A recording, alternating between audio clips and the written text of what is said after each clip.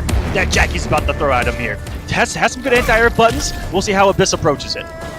Yeah, it's definitely going to be a storm, and Noob Saibot's got a lot of, full screen presence, the ability to kind of teleport, the auto track at any point, but of course, it is very, very risky, so Jackie can easily bait those things out.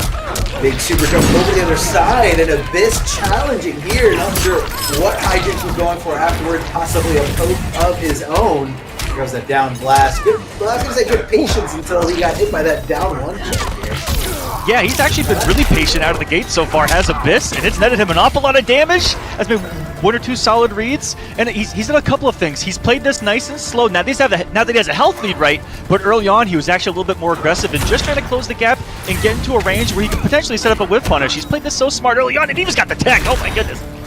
Very, very late tech. Now you gotta watch out for that Noob Saibot anti-air projectile there. You can just see Jackie getting sniped, no problem. And look at the versatility of low slide here. I mean, if you don't have that move equipped for your Noob Saibot build out, you're missing out on a lot of, just, I wouldn't want to say easy damage, but, very convenient damage. Oh, speaking of convenient damage, there's 365 for you here, and this is control for Abyss, guessing wrong on the staggers that could come off the 1-1s, and even has the reversal up shadow. Abyss ready for the upgraded matchup, it looks like, but all she needs is one right here. Did you just see her go through that clone into the sky? Gets the forward throw. Abyss holding on a block a little too strongly, a little too much for dear life here. Don't want to get opened up by Jackie. No. The combo potential is insane. Beautiful. Oh! Okay. So that one's tricky there because instead of going with the usual overhead that usually comes after those, on the third hit of that string, Abyss cancels into the low. Again, keeping it real tricky, and you kind of have to guess what he's going to do after that. Whether he can just do a regular slide and technically like some kind of stagger, then you've got to challenge it, or he can amplify the slide, and you think he's not going to amplify the slide, you get hit by it. But again, Abyss doing a good job of containing Jackie in terms of like her airborne approach. She was coming in from super jumps. He seemed a little hesitant on on trying to anti-air. I felt like he thought maybe it was too obvious and that she wouldn't jump in that scenario. Maybe just kind of got caught off guard. But towards the end of that match, very, very strong presence in terms of the ability to anti-air. Yeah, he looked super prepared for the matchup. It was the patience that really impressed me. Jackie's one of those characters where you feel like you're constantly guessing off every single button, whether she's going to stagger or commit to something. And Abyss did a good job of just kind of looking for his opportunities. And on top of that, you also need a little bit of magic as far as making some solid reads. And he was ready for it. And there's a read gone bad just to start off this round. And now it's a completely different match, Arma, because he's starting from the halfway point. He's almost already halfway dead. Oh no, read gone bad. Stop that entire thought in its tracks as Jackie lands a hit. There's some damage. Yeah, easily some damage. All right, Jackie swinging Abyss, going back to being really, really patient. She super jumps out of there, and he just kind of walks up to her and goes for the back throw. That kind of tells you that Hijinx is just so committed to blocking. But oh man, look at this damage potential. I guess he thought that a breakaway was coming, so he was trying to set up the goop on his landing for the breakaway. But didn't call it out quite right, but able to kind of recover from that. He didn't have to commit too hard to some things, didn't have any kind of crazy recovery on some moves of the call out. So definitely a good adjustment. Oh no, now he's being a little too impatient. What a position here for Abyss as well, and this is where he was able to kind of nuke Hijinx's health bar back and got an awkward trade there with the up shadow here. Hijinx wanting to close that gap. Abyss makes another huge read, was definitely feeling it with the health lead. This is going to come back to bite him here. Might pay the iron price for that mistake. Another dot damage on the ground. Hijinx towards the throw, but Jackie going 20 feet backwards after the whip. Resets neutral here. Scary. Hijinx jumped himself into the corner right there. 2 for 2 on that arm with the up shadow. This is nuts. Yeah, really, really good move to hit on reversal, and you can definitely tell Abyss knows the matchup. Hold him back. Yeah. I feel like there have been barely any throws coming at it from Hijinx. Oh, as soon as I said that, he goes for the throw. Back I'm not gonna lie though, Arma. I was about to say the same exact thing, that eventually a throw has to come. If someone blocks for 20 years, that is your answer right there. Force them to make a guess at some point. That was really smart by Hijinx. Because Abyss definitely especially for the game number 1 where he also didn't really utilize throw at all, just bet it all on pressure and stagger pressure. Abyss definitely got into a rhythm of just blocking and waiting. And that's the perfect opportunity to throw, is when you know you have your opponent conditioned to sit there and block something. So smart. Yeah, really smart. And I think another key factor in that last round was, when Abyss was on that life lead, he was really feeling himself. He felt like he understood what Hijinks was going to do, and Hijinks kind of like does a little wave dash, like block dash, and just Abyss was so sure he wasn't going to see the teleport coming, and Hijinks sniffed that out, played it patiently at like the right opportunity, and that's where it really like threw me off, because he was moving, and then all of a sudden hit the brakes, holding on the block. Here comes Noob Saibot, big whiffer, teleport, and a huge combo punish from Hijinks. So that, I feel like, morally destroyed Abyss there in that last game. Yeah, ooh, lucky to get whiff punished on that one there. Sneaky recovery of Noob Saibot's of his own, and tried to do the same thing in game number 1, checking that recovery with the 1-1. Just a little late, and he overcommitted. May have heard a sound cue that tempted him to do the teleport, and now it's life alert from this, and he was getting even more aggressive, trying to wake up with the buttons. Hijinks knocking on the door right now, those buttons, and I'm shocked that Abyss is still getting really aggressive with those swings right there, just trying to make Hijinks think a little bit before getting aggressive himself. Back to the ball, we're gonna see the bombs. No, another huge read. Abyss just bets another one. I'm loving it. Even though we dropped the combo here, something's gotta change. Huge dropped opportunity there. That could have been the momentum shift of a lifetime there. It could have been his game or his round entirely, even though he had a huge life deficit. Right now he's finding himself in a bad spot. Forward throw, going to keep the corner positioning. Decides to throw all caution to the wind, jumping on the wake up, and what a duck here from Jackie. Getting under that high, able to trigger that crushing blow for a lot of damage. Continues this onslaught, but the air-to-air going for Noob Saibot. Abyss option selecting that teleport just in case it does make that contact on hit. Arma, I honestly cannot tell. Oh my goodness, the tectonic shift in how the matches have gone from game number 1 to this game number 3 as this fatal blow looks like it might be enough on the roundhouse for Hijinks to secure the 2-1 lead. How solid and how slow-paced was game number 1, right, in comparison to that offensive onslaught that we just witnessed from both players? I don't think Abyss, after losing the health lead of the first round, blocked once. He just bet it all on swinging and trying to outdamage Jackie in that situation, and it got nutty. This entire thing is reset. Yeah, and it was, he was doing wake up, delay wake up buttons coming out of Abyss, jumping on wake up, definitely coming out of Abyss, especially when it was trapped in the corner there. But I feel like what I'm seeing is Hijinks being very comfortable, not having to think about, how am I going to get in? Just kind of, I'm already in. Here's super jump. I'm in, and yeah, exactly. Yeah, it's and then panic. And it's not game number 1 at all. So I don't know what it is. I don't know if Abyss is just kind of not able to lock down Jackie, or if Hijinks is just kind of second guessing that or guessing past those options. But Abyss has one last try here if he wants to stay on the winner's side. The winner of this match, or the winner of this set, I should say, will get a ticket into winners finals, where they're going to guarantee themselves 3rd place or better. And once you get to that winners finals, yeah. What's up? Real quick, I'm gonna have you check our chat, real quick. Okay. Yeah. So thank you on that. We're gonna get back into game number 4 here, and it's Abyss who has not, had his pedal to the metal during the last game and just decided not to take it off here. Loving the aggression already early on, and getting really aggressive with these shadows that have cost him before. And here we go. Hijinks just needing the one. The dot damage is on. The pressure is on. I feel like this entire match has happened right here in the right side corner, which is insanity. Such a high-paced matchup. Guessing wrong in the 1-1 as well. No conversion for Abyss, who's trying to take it, and no up shadow reaction. Missed the input on that one. Hijinks can, off of 1 hit, make this comeback happen. We've seen miracles happen before, ladies and gentlemen. Let's put the throw. Checking the lumbar. With both legs.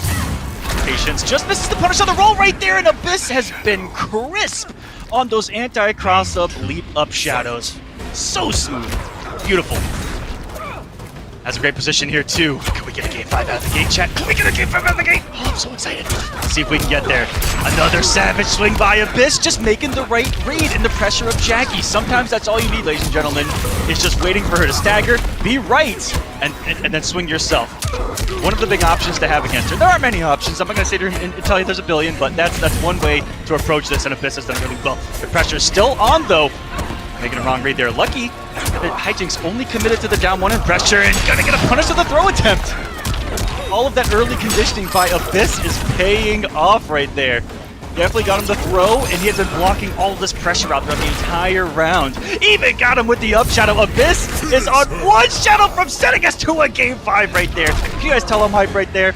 Both of these players are huge up-and-comers in our community. Look at right here. Winners Top 8, North American East Pro Competition. The global circuit for Mortal Kombat 11, and these guys doing it at the highest possible level. Things you love to see. Game 5 for Abyss and Hijinks here. So what a great time to come back. Abyss able to tie it up. What was a little bit of, what was the differing things that you saw there in that last game, Mr. Aquaman? Just so you can fill me in. This is going to be the most Mortal Kombat thing I've ever said, but honestly, he was just right a couple of more times. He was just right a couple of more times than the previous game. On Hijinks' staggers, and I feel like first hit determines so much. Sometimes when he'll start the round with a shadow, Hijinks does leap, Hijinks gets the hit, and able to get him to the corner.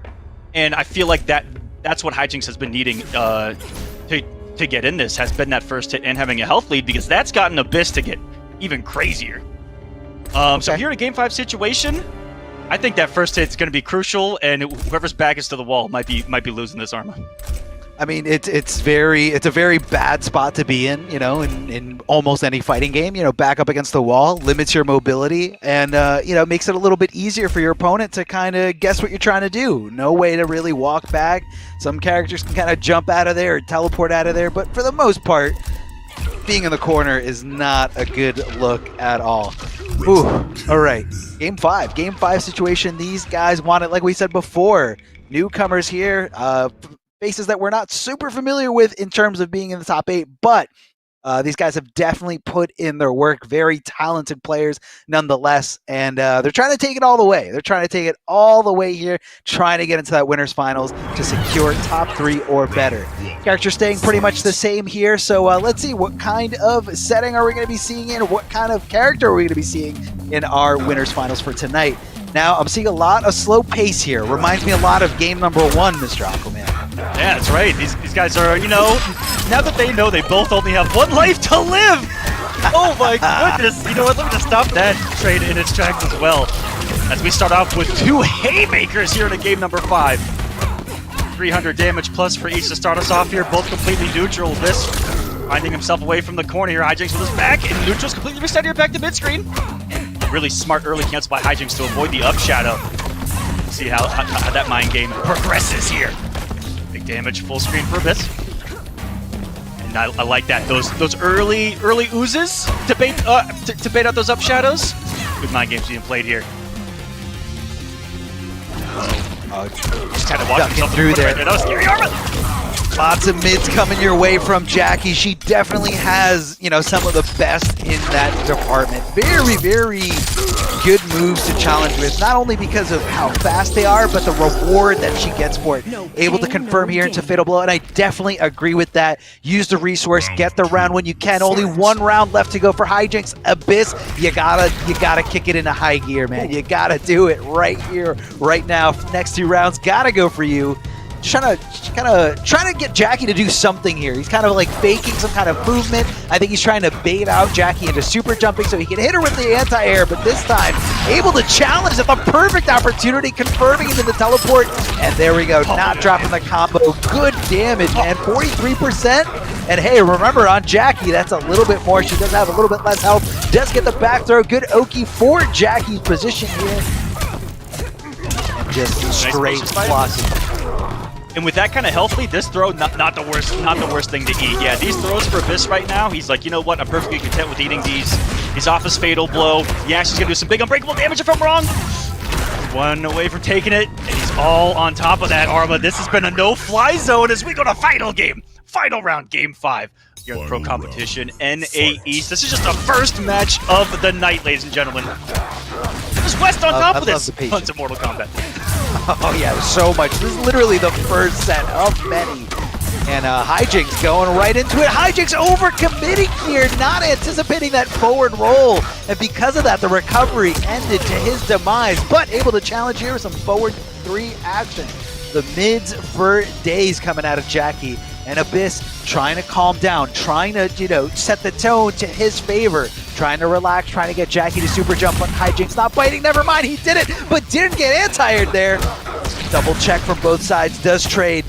Abyss trying to keep it as safe as possible, amplifying the slide, trying to get the reversal, but Jackie not home. Jackie not in that vicinity. Abyss just challenging, saying, I'm going out swinging.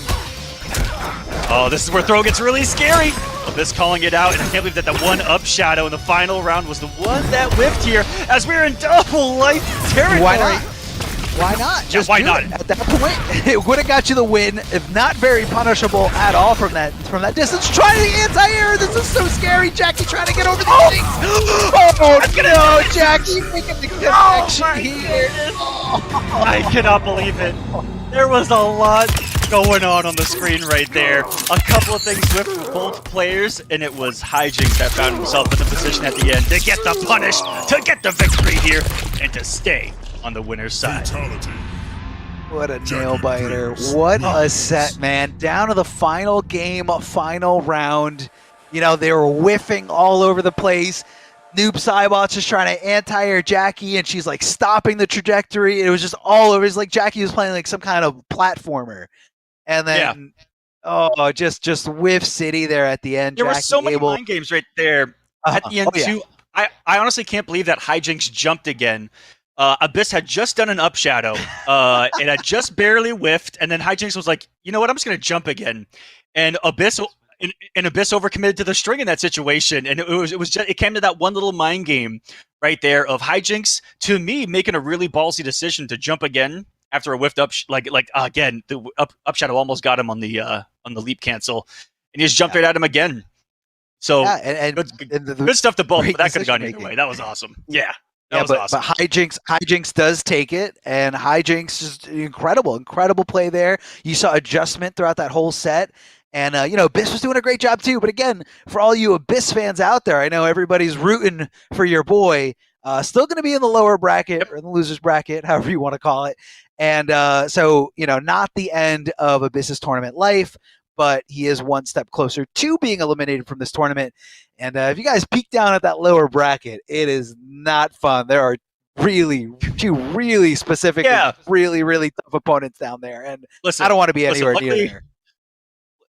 Luckily, the two I think that you're talking about in particular have to take each other out down there. But it's going to be somebody's on that side. Abyss plays the winner of that match, Gur and Samij down there. Gonna be waiting for him. And we got Bernanoni, Deadly Rebel coming as well. That Deadly Rebel, ooh, that collector. I'm excited here. And Full Auto making his pro competition debut as well, which we forgot to talk about. Winners top 8, first time here on the program. So shout outs to Full Auto on that, who has been doing really good in these online tournaments. I can personally attest to that. Did a really good job throughout the Coliseum and Champions, all those tournaments. Coming in here, boots and knocking with Sindel. I'm hoping. Hopefully his main hasn't changed in the past couple of weeks. And then the Mighty Unjust. So, I don't even think I got to talk about the Mighty Unjust. If you guys are used to open series, he's won 400 of them. And there's a lot of events going out there. So again, if you guys aren't in this specific region, there are a lot of different ways to qualify. Overall, 8 qualifiers. 8 qualifying weeks per region. The top 8 in point standings for each sub-region make that region's finals. Point structures are 350, 260, 230, 200, 140 for 5th place, and 70 for 7th placers in all these qualifying weeks. And remember, North America, East and West are going to have a $10,000 finale for those regions. And there's also going to be finales with money, $5,000 in each for Mexico, Latin America North, Latin America South, and Brazil. all 5,000 each. Intercontinental Combat, Europe East, Europe West, and Oceania and the Middle East are also going to have $5,000 per sub-region final. So again, if you guys are in those regions, definitely sign up, just to support and show love for the game, show love for the community, and get out there, make some friends, have some fun doing what you're probably going to be doing anyway. It's just a lot more fun to, get a shot at some glory, get a shot at some real money, and just have fun doing it. So again, right. if you guys are in those regions, do it and embrace everybody. Help this community grow. There's no reason to throw up walls or throw up, anything to just kind of just bring more people to the community. Let's be good human beings. Let's have fun. That's what it's all about. It's all about love, and it's all about community. So going into this next match, so it's going to be Full Auto versus the Mighty Unjust, just to kind of break down, what we're about to see here. Full Auto, I think for the most part, is playing Sindel these days. Mm-hmm. And the Mighty Unjust, kind of a question mark. The roster. Yeah, definitely the roster. He's very, very specific in, or non-specific in who he's actually playing. But tell me, Mr. Aquaman.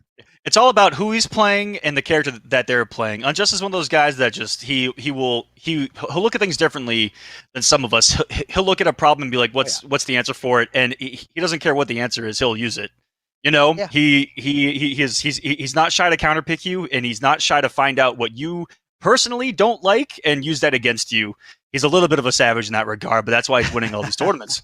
And so here, it's going to be whatever Mighty Unjust feels like is either the mental counterpick to Full Auto or the on paper counterpick to Sindel. I'm kind of halfway expecting maybe Cetrion, who just does well against everyone. It's been who he's primarily been using for the Open Series, but then there are those, kind of sub picks for him. Not necessarily that he picks up zero, but he might. But those secondary picks where it'll be if he feels like he picks up on a pattern of full autos, if he finds himself down, little things like that. And that's what makes the Mighty Unjust really unique, is that he embraces everything in this game to beat his opponent. It does not matter. Well, that's what I feel like. What kind of makes his stream so fun is he's one of the few streamers that you can actually go into his chat and say like, hey, can you play this character? I want to see what they're doing at a high level, and he can show you literally any character. It's kind of insane, and I don't know how he keeps that like all in his head. Like it's so. If I ever learn a new character, I'm just gonna hit up the Mighty Unjust, if I'm being honest with you, and be like, hey, give me the rundown real quick. What are the good matchups? What are the bad matchups? What buttons do I mash on Wake Up? That's right. How do I stop? Which, we saw on display in that last match as well, where there was such defense coming from Abyss, and then he would just randomly turn the knob up to 11 and then start swinging in all those situations where it got his opponent in hijinks to kind of respect that a little bit and try to shimmy a little bit more. And it's welcome to Mind Games 101. Yeah. I mean, there's always kind of, this little... there's this element of anticipation, or this element of guessing, and in a lot of different fighting games, whether someone's going to do, something, there's counterplay to that, or if they know that you're thinking about that, then there's counterplay to what you're trying to do. So, usually it goes full circle, and some games it goes, that circle's bigger, and other games that circle's smaller. So you kind of have to know how to navigate around that. And that's what I think is really tough to see on paper, is decision making. Like, why go for certain things? And if you don't have a good concept of how big or small that circle is, or if and trying to determine whether someone got lucky on a certain stance or lucky on a certain guess versus no, they guessed that because they knew exactly what I was thinking. And those are two different concepts. Yeah, it's like rock paper scissors, but there's 20 things to throw. And almost every single interaction between the players and the characters, there's going to be some kind of, what do I think they're going to do? What am I going to do to stop it, counter it, or all of that? And that's just what's being played everywhere on the screen all at once, is people just trying to figure each other out here. Fighting games are a lot more mental than people realize, too. And when you see someone get into someone else's head, that's when you really start to see some craziness. Or very like I told Arm that, and he was like, ooh. Oh. Yeah, when someone's in someone's head, they just, oh. I always think back to, like, to like Scar when he does like short hop nothing down to and fishes out a high and gets it down to a crushing blow, and I'm just like, yeah. you know, Yeah, and that's an example of, thinking a few steps ahead, or at the very least one step ahead. And again, in those games where that decision-making wheel is a little bit smaller, being you could easily be like too many steps ahead, and then you're back to like square one, and you're just like, oh, I making the wrong decision because I'm giving too much credit to what they're thinking about. And it's all, you also play against different players differently, whether someone, when you're playing against someone who doesn't know, this super high level intricacies, or, players that play more on feel rather than playing on frame data. Dangerous players in Combat League is It can be. They can be. I've seen a lot of upset. If someone's cases. unpredictable, it's one of the scariest positions to be in fighting games. It's a pretty good thing to like a good chip to have on your shoulder. Low key on that one. Yeah, and then the other one is which I guess kind of attests to that the player that refuses to be conditioned. You do something, you hit somebody with paper and they do rock like 5 times in a row, and then on that 6th time you're like, all right, I conditioned this guy. No way he's gonna throw rock again. I'm gonna mix it up, and and then you're not. They just throw rock again. That's right. And it's that extra. It's one of those guys that just wake up down 4 times in a row, and you're like, okay, I've punished him 4 times in a row for this. He did it, and then you get down to a crushing blow. GG's, big fan. Have a nice day. We've all been there. Come on, guys, we've all been there. Yeah. And every game's got their I guess their version of the get off me move or I'm panicking move. But of course, Mortal Kombat and the uppercut or the down 2, as we quickly reference it in terms of the notations, it goes all the way back, man. That down 2, that uppercut, doing the most damage in the older MK games, and just kind of being that signature thing about Mortal Kombat. It's so unique in the way that it does. It performs that, and I really love that. Mortal Kombat 11 put emphasis on that move. Like they gave it its own special thing.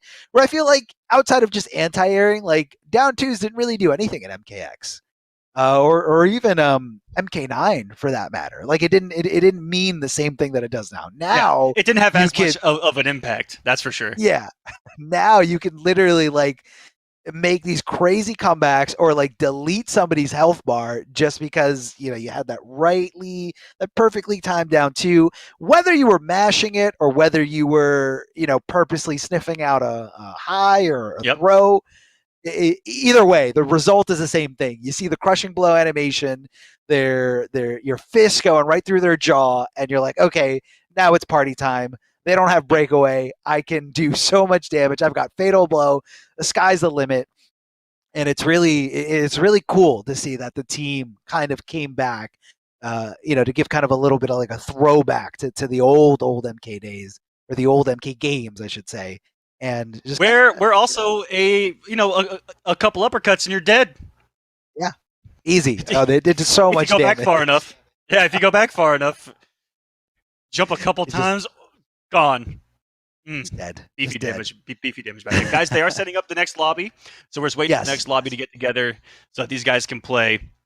We're trying to get Mighty Unjust and Full Auto in here.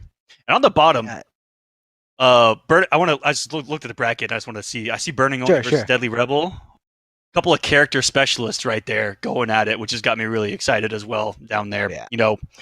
Deadly Rebel has always been kind of on that same, when I talk about guys that have always been right there, like on the cusp of being at the apex of MK11 competitively.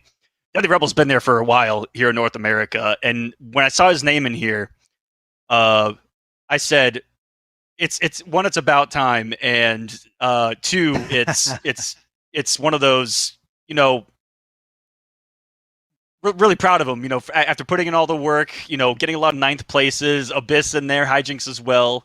All those guys that just haven't had one big breakthrough, and I feel like this could be it, especially for 2 of the players in here in Abyss and Deadly Rebel. Because Hijinks, you know what? He made it last week.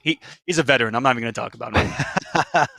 No, I definitely get what you mean though, where you kind of where you see the player, putting in the hard work. They're entering tournaments like the Coliseum or Champions of the Realm or anything. The PS4 tournaments that happen all the time. And you see Every that week? they're putting in the Go sign work. up. They're putting, sign up, guys. They're putting in the work. They're putting in the effort, and you kind of see them grow as competitors. I kind of saw that a little bit about Abyss too. Abyss, a little bit newer to the scene, and the beginning of MK11 definitely didn't have, these pro tour top 8s, whether it's offline or online. Still very, very tough, especially in a stacked region like North America East. Literally so stacked, like. People are actually scared to compete in this region just because it's just so much talent, so many people here. Look, we're looking at the lower side of this bracket. We see Gur and Samij, two really, really good seasoned veteran players, are in losers. Like, that should tell you how tough this bracket is here. So now we finally do have the game going on here. Full auto going. Citadel as expected. And the Mighty Unjust, was that Jackie? Let's see if we can get a That closer is look definitely upgraded Jackie. Woo, boy. Which I wasn't 100% sure who he was going to come in with, whether it be the Cetrion pick or this upgraded Jackie that he's been using a lot as well.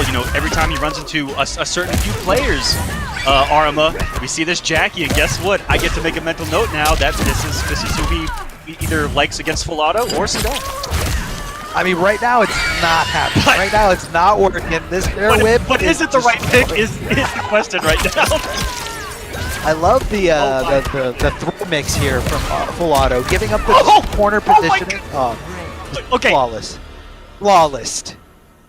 Darth Arma, you remember how we just said, like, watching someone be in someone else's head? Like, that round was it. That instant jump one read was everything that I needed to know about Full Auto playing ridiculously tonight.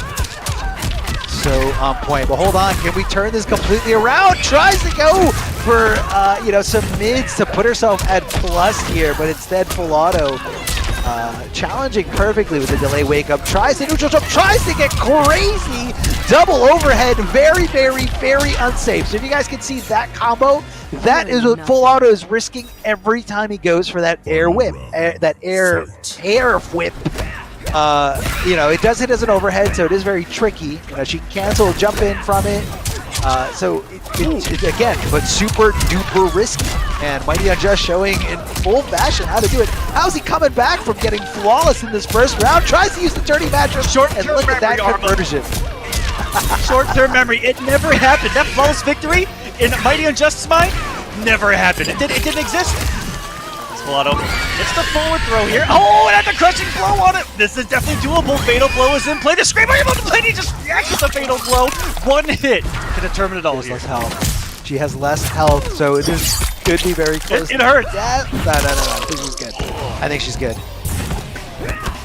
Forward roll, getting really aggressive. The Mighty Unjust doesn't want to block anything and doesn't block, or not able to block there. Looked like the Mighty Unjust had no bar. No defensive bar, no That was a really good reaction because I was trying to break down everything that was on the screen, and Full Auto did it quicker than I think both of us, because I don't think we realized that he did not have any defensive bar, and I thought that he took a risk there for a second. I had like a heart skip, like a heartbeat skip right there. I was like, oh no, it's punishable. But really calculated kill there by Full Auto. That was so fast. Yeah, it was quick. That was extremely fast there at the end. I wish I saw a little bit more patience out of the Mighty Unjust, those last two rounds. Before and after getting hit with that fatal blow. The fatal blow happened because, he just went in super jump swinging, got fatal blown, and then afterwards, you could even see the aggression continue in terms of, him going with a forward roll because he just wanted to close the gap as desperately as possible. And they're coming off that meter, that last meter that could have got him one more situation had he not spent it on that forward roll. But the Mighty Unjust sticking with this character, and I do get it. Just a few adjustments, especially considering that he got flawless in that first round. He was able to have good round number 2 and round number 3. Cartwheel in, cartwheel out, very tough string to deal with in terms of fighting Citadel. So always got to watch out for that. Mighty Unjust converting beautifully here, 40% on the board, taken away here at that life bar, but doesn't get the punish there twice. And they'll just whipping that kick. I mean, but he's specifically calling out like a jump attempt, I think, or maybe he's doing a preemptive block of 3. Goodness. Oh no! What? That was weird. Did you see like? So that's normally combos, but because he was in the time state, the last hit didn't combo, and I don't think full auto was even ready for that. I don't think anyone was ready for that. Very specific. He went for like very weird stuff. I like that he went for all of his fits right there because I need to go to the profile, and there's the scream. Big damage. That 364 for it, and against the 950 character, we all of a sudden have a health lead already. Hey, able to mix it up, get that nice reward here. Very risky stuff, but it can get you back in there. Ball is blocking from full auto, minimizing that chip as best as possible. Lots of mids coming here from the Mighty Unjust. Not sure full auto was holding up, but he definitely was not blocking there. And the Mighty Unjust able to tie up this set. And I think so far, you know, if you're looking at round for round, decision for decision, I think Mighty Unjust is feeling comfortable. He, you know, is in control here. So I think it's up to full auto to make some kind of adjustment. I don't think picking someone besides Sindel is necessarily the answer, but something's not working out here. Something's not clicking. Something's not stopping the Mighty Unjust. And again, he's willing to use whatever character he needs to, you know, kind of seal the deal. As Mr. Aquaman highlighted earlier, like we're just going to, you know, we got to pick what we got to pick. Yep. Whether everybody hates it. And it really let us know that Unjust likes this matchup in particular because on a loss, he didn't switch. And that's really big because you almost never see him not switch characters on a loss for Mighty Unjust. Always trying to make a quick adjustment and always trying to use that information that you gave him in the game prior against you. And so in game number 2, he said, you know, all that information given him in game number 1, he was perfectly comfortable with. And that goes to show the confidence in him as well. So it's the game 3 here, but even you were talking about how it kind of felt like Mighty Unjust already retook control of the set just in that last game. Yeah. And if you look at how close game number 1 was, like it came down to the wire, one fatal blow determining it pretty much. But all right, full auto already looking good here, connecting that throw. Mighty Unjust looking to block. We're gonna do something. Not getting crazy. And speaking of crazy here, full auto throwing all caution to the wind. Says I'm going for the overhead. This is gonna 40%. This is, you know, the character this is, right? I mean, you know what character this is. Love the cancel here. Yeah, something you're not going to see too often. One hit the fatal blow. Definitely bet it all on the low right there. So scary now. Oh, that's going to do it. Right the fatal blow. One neutral jump read for full auto. Catching the whiff of Unjust gives him another round here. This has been nice and kind of unpredictable. Good back and forth. Yeah, the neutral jumping here. Yeah, both of them are. Oh, yeah, go for it. The neutral jumping here. Now, this is something I just picked up on, like what full auto is doing. So he's neutral jumping and hitting either the hair move, which is, I believe, neutral jump 2, or the kick. And those are two very different approaches in terms of, you know, how to whiff punish them. So the kick's going to be a little bit more stubby, but it is more plus on block, whereas the air flip, a lot less stubby, but definitely not advantageous on block. Double overhead here, so tough to deal with. In terms of, you know, the mix or how you're comfortable. Usually people are like, oh, I blocked a jump in, it's my turn to swing. This has been some insane mix by full auto so far. That one shimmy to back 3 was huge, but it's going to be fatal blow, unbreakawayable, and that's going to be the round for the Mighty Unjust. Woo, does this character do some damage? You're never safe. You're never safe against Jackie.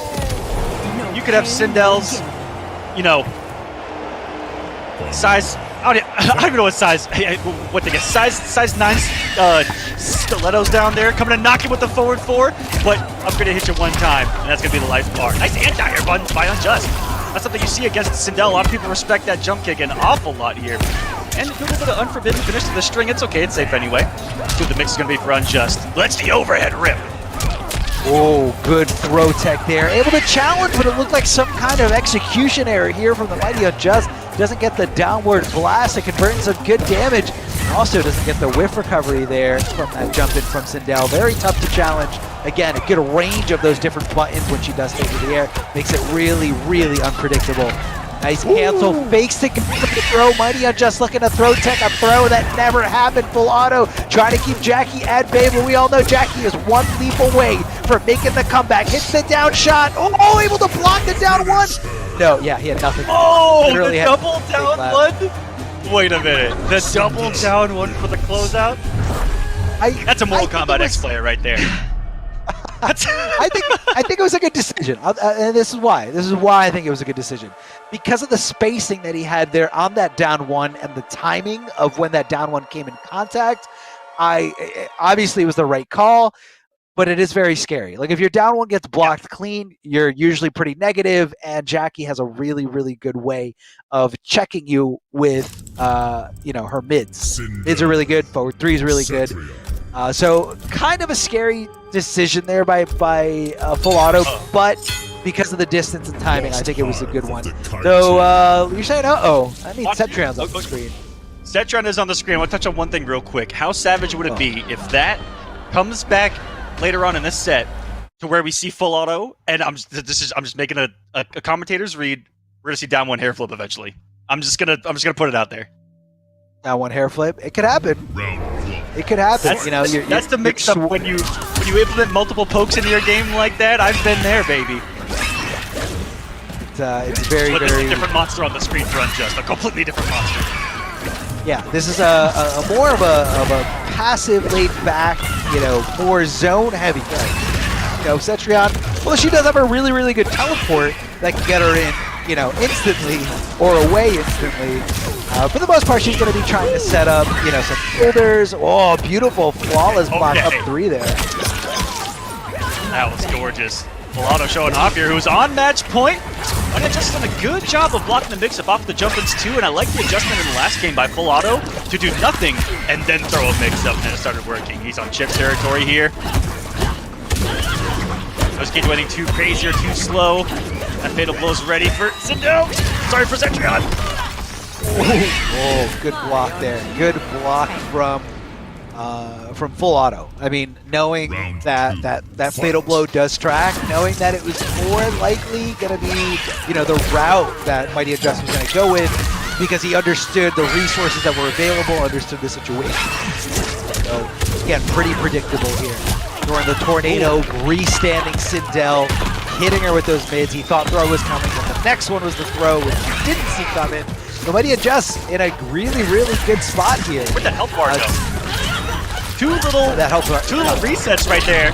I don't think that was intentional, but it may have been. That might be the highest damage BMP he could have gone for right there. Cetrion, not the damage dealer of MK11. That actually may have been optimal. I'm going to take everything that guy said as Unjust gets the round to stay alive. This is still a match point for Full Auto. Full Auto can take this here and not send us into a Game 5. But of course, we all want to see a Game 5. We want to see as much Mortal Kombat as possible. Hitting that overhead here. Mighty Unjust going for a little ride. He's been getting so aggressive with these teleports. He's been calling it out so perfectly here. The teleports from the Mighty Unjust are insane. They're on another level tonight. Challenge it back with, again, one of the best highs in this game. Definitely Cetrion stand one. Super duper fast. It's a wall in and of itself. And I realize that by saying that she does have a wall, she's got multiple walls. Her normals are some of them. Oh, that was very scary. I thought that screen was going to make the connection. Throws the ball. Oh, punish here. Yes, we do. Yes, we do. Fatal blow to maximize the damage. This is not going to be enough to kill the Solar Beam, as Mr. Aquaman says. Not going to be effective enough. Down to nothing. 5% left here. Trying to hit that air boulder. Flawless blocking, such a crucial thing, and then he mixes it up with the block throw.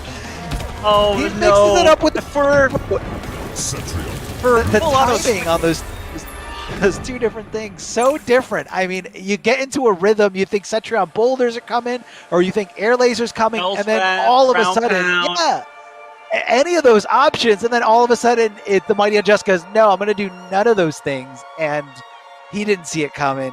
It kind of throws that little that wrench into this whole bag of anticipation, and that's why he did it. That's why it was a good shot there. not that interactable is, you know, very unsafe or a very tough thing. It was just the perfect deal time to with. be there because of how different it is in comparison to every single one of her projectiles, right? It was a good distance to jump Hell's Wrath. It was a good distance to jump a boulder read and be safe because of startup.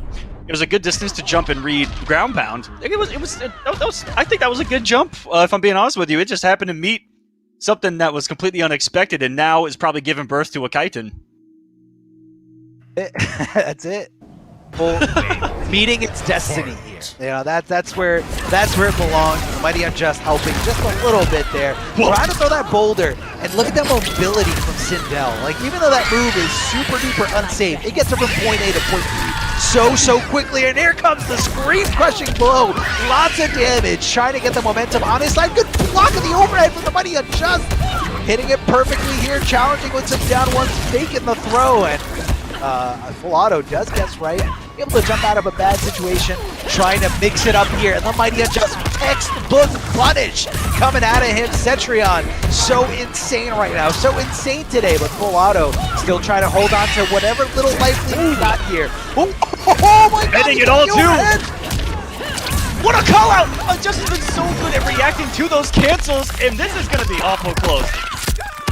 This one might kill. She might be a water type this time around, hold on. She's alive. She's alive. She's alive. She's alive! Effective. 2% left. Down to nothing. Oh no! What was full auto trying to do there? I mean, there was definitely an input error there, or two. Oh, that one hurt. That one hurt. Somebody just match point. Do you know how demoralizing it is to be a Sindel player, use that screen crushing blow, and then lose that round? Like, if that's not in full auto's head right now, he's got this super strong mentality to just kind of ignore those negative thoughts, but that's what would be running through my head right now. Trying to throw up that timing ball, but this time Sindel able to connect that jump in. Lots of challenging, lots of double down ones coming from full auto here. Mighty Unjust better take note of that. Down one challenge again from full auto. Cancels and goes for the fake throw. Mighty Unjust bought himself all this real estate. Look at all this room he's got to go back. And full auto, very willing to take these trades. Mighty Unjust has to look for some other route here. You need clean hits. The trades are not going to do it for this situation. It's going to be a tough one. One more here. He's going to be able to do it in chip. And look at that. Mighty Unjust even respecting post down one on block. And just... full auto's in his mind to not take his turn right there. Really good conditioning by full auto, and again, that's a mind game I've been seeing develop this entire time, and we're seeing the next level of it. And there's a big risk that got it here in the first place, and it didn't go too hugely punished by the Mighty Unjust there. Finds himself in a tough position with his back to the wall here. Cetron can do some awful good controls. Roded! The question requirement is that it has to go through projectile. The projectile was behind her, but it's still counting out. And he died! He's dead! We were talking about Mortal Kombat, and then he died! Bam! Fastest round. Wham! Bam! Thank you, ma'am. Cetrion taking it 3-2 off of one of the craziest crushing blows I've ever seen in MK11. That one caught me off guard. Yeah, Mighty Unjust just looking incredible here. I mean, again, going back and forth with full auto, you know, moving a little bit on the character select screen, but as soon as that wall crushing blow hit, it was just that was everything. That was like all the final logic nail in went the out coffin. the window. Yeah, that's where. Oh man, it's really hard not to buckle under pressure like that, and you saw the immediate down to crushing blow afterwards, and that's all she wrote. But that's what it came down to, and got to give credit to full auto. Hopefully, it doesn't affect him too much there. That you know, I think we all felt that crushing blow from Cetrion. That one absorb on what looked like the first shot, activating the crushing blow on the amplify. That's something that you don't see every day.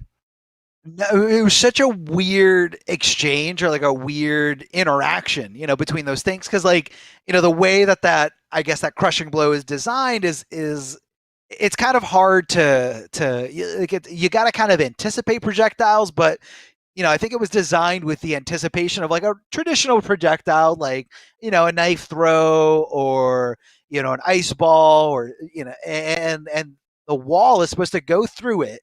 If the wall nullifies the projectile and then you amplify and hit, that's when the crushing blow triggers. But it was such a unique projectile from Sindel, where she jumps in the air and hits you with those, low looking moves. Yeah, she shoots at the ground, and she shot at the ground behind her, but the wall came up, and it still worked. It still connected, crushing blow. And I think Full Auto at that point, he was just like, I'm done. I'm checking out. No way that just happened to me for like all that damage. It still could have gone either way. That's what's amazing about that set, is that both of these winner side matches were game 5 down to the wire. And even though we see, characters like Jackie and Cetron moving along, kind of the usual suspects of MK11, those guys. Yeah. But game 5s, so close between two up and comers, two character specialists in Full Auto and Abyss, still able to take it to game 5s in both and be a hit away from being a completely different winners finals than what we're going to see. And that just goes to show you the level of competition here tonight. So shout outs. Yeah, man. All of them. I mean, they're incredible players. And again, incredible shout out to Astro for providing the headsets that we are wearing. Yes, these beautiful A40s. A lot of stuff here available on the Astro website. Again, just a reminder, everyone, we love Astro, the official audio partner of Mortal Kombat 11 Pro Competition. All the caster audio is provided by Astro for the entirety of the season. Please visit astrogaming.com to find more information on all of their officially licensed PlayStation audio products, which are available now. I mean, a lot of good stuff here. And again, just to reiterate on the quality, how comfortable everything is, we can wear these for hours and it's not going to hurt us at all. So good. And you guys deserve it. Treat yourselves. Go out there and buy yourself some Astros, upgrade your setup just a little bit. Very, very easily. Get some high quality audio and get a great mic so your friends can hear all your qualms. Arma, what? Who is that? Who is that character on the screen? I am seeing Frost. So I remember seeing Bernanoni saying on Twitter that I believe he got top 8 using only Frost. Got to check my notes here. Don't know if it says anything about that, but I want to say that he posted something on Twitter earlier yesterday about getting top 8 with Frost, which is, a character you're not seeing as much, especially not recently. I've got here a couple of notes as well. Shouts to David for actually doing a couple of quick questions with some of the players, and this one made me laugh. Deadly Rebel's thoughts on this match. You like my setup? There's a little bit of MK meme right there. A lot of these guys have been making some really good memes in their responses. And apparently they've met before, because Vernononi says, well, we meet again. This is exciting. It's not a match you see every day. These top 8. Yeah, so this is Deadly Rebel. I misspoke before. I said Bernanoni, but I meant to say Deadly Rebel is the one that's using Frost here. I know Frost was kind of a prospect for him like a while ago. Maybe not like a serious, secondary character. But, I mean, to go on this character here, spending what could be a tournament life on this, I think it means that he's very serious about this character pick. Yeah. One of the best things about Frost is her ability to anti-air with jump down 3, which is what he's looking for there, but Jade kind of messing with the trajectory. And are you really playing Jade if you're not just randomly getting down 2? Exactly. Are you really playing Jade? I better see those emotes in the chat.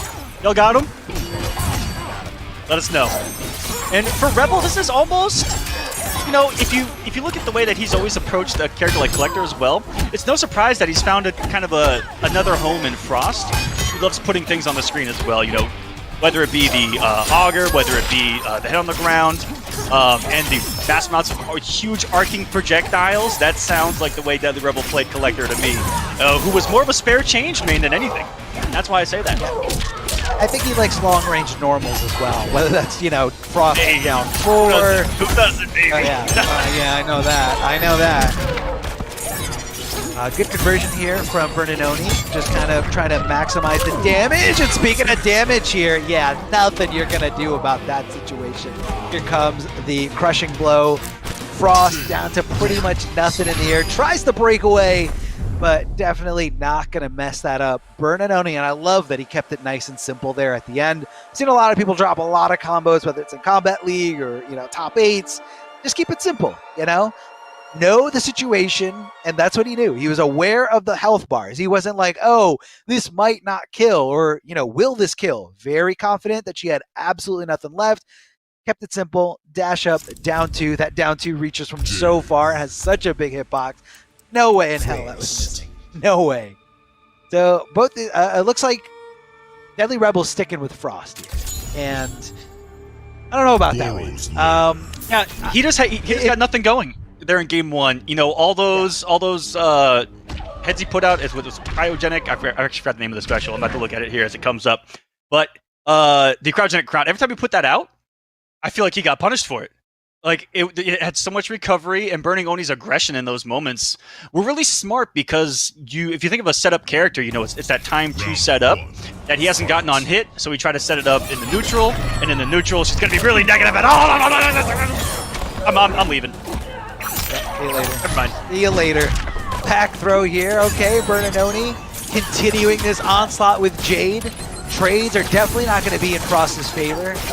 Although this projectile is multiple hitting. A lot of Frost players say it's really, really bad, and you never really want to trade for it. It's more for situations where they're down to nothing. Good block of that low exploding head coming out of Frost. Able to convert into Delia's dance here at the end.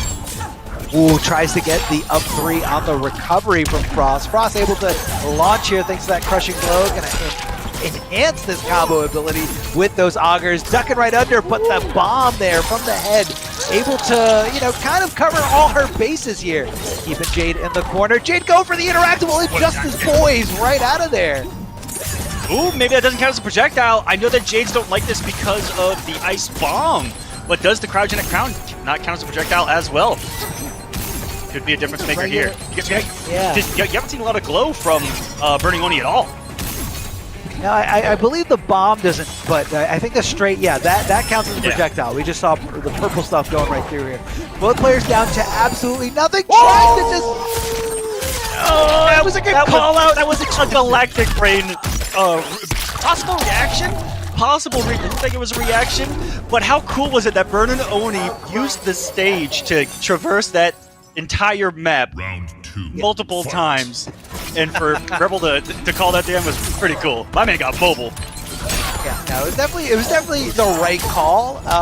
Probably would have spent it too, but very, very expensive for Frost to come off of that fatal blow. It is just a good resource, to be able to lock down any character. Like just the threat of it. Not able to convert there. Huge dropped opportunity here from Deadly Rebel. Yeah, too early on the down. That was great. He was really big on having to higher hitbox to it, using the right pull himself. That was just crazy. Beautiful flawless block there.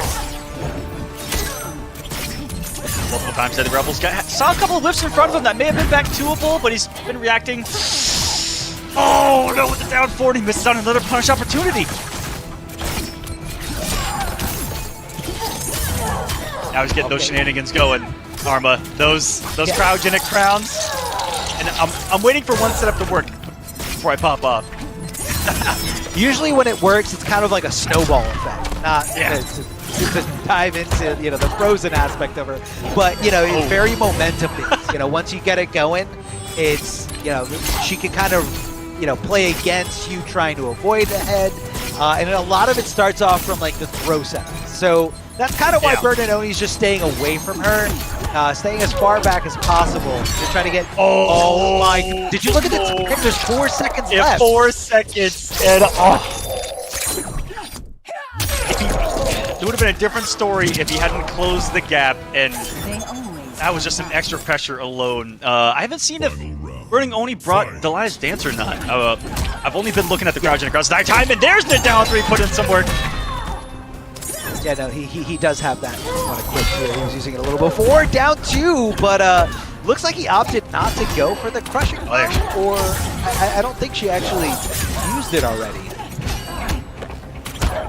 That's going to be very, very negative. So good challenge here from Deadly Rebel, but Burning Oni playing pretty respectfully. Oh no! He's been missing that punish so much, and it's you got to punish Jade while she's still in the air. She recovers immediately as she hits the ground. So a tough thing to deal with, but yeah, you got to. I mean, you're doing down 3 and it's simply not working. health lead for Oni right now. Spacing him out right now. Clean keep away. Now wait a minute. Nice. He's had every answer the moment that Rebel tries to get that crown going. He's been able to avoid it. The avoidance of Burn and Oni, something we don't talk about an awful lot, has been sensational and takes the turn. Perfect button, and Oni could have gotten snowballed right there if he didn't press that down one perfectly. That was scary. Very, very scary. I mean, it was regular punish there, and I guess, you know, this is Burn and Oni showing that, you know, he's familiar with the matchup. Now, this is you know, back when we were locked to variations, this variation of Frost was always kind of seen as a gimmick, or always kind of seen as like, well, you know, it works the first few times you play somebody, and then they figure out how to avoid, you know, the rolling head trap, and, you know, how to not get looped by throws and throws. Yeah, so matchup knowledge against this character for sure. It looks like he's got it, for some at least. He definitely has it. Oh, I know you were excited about some collectibles. Wait a minute. Oh boy. Special forces. I saw the vial. I want to say it was vial something teleport. I'm 5% sure. Here on the loading screen, if we get the full screen here, so I can command grab, teleport, bag bomb. This is a good loadout. So he has the bag bomb for the plus frames, command grab for the mix-up, and the teleport for the mobility. This is a good collector variation. Oh yeah, you're definitely going to want that mobility, you know, going against a character like Jade. She's going to be jumping back from projectiles. She's going to want to be at full screen for this matchup, and going to be up to Deadly Rebel to chase him down. Oh, I believe actually those normals in that string, do those count as projectiles where he throws the knives out with his other hands? That's an excellent really question. Sure. I mean, a lot of weird properties here. A lot of weird properties here. We can see.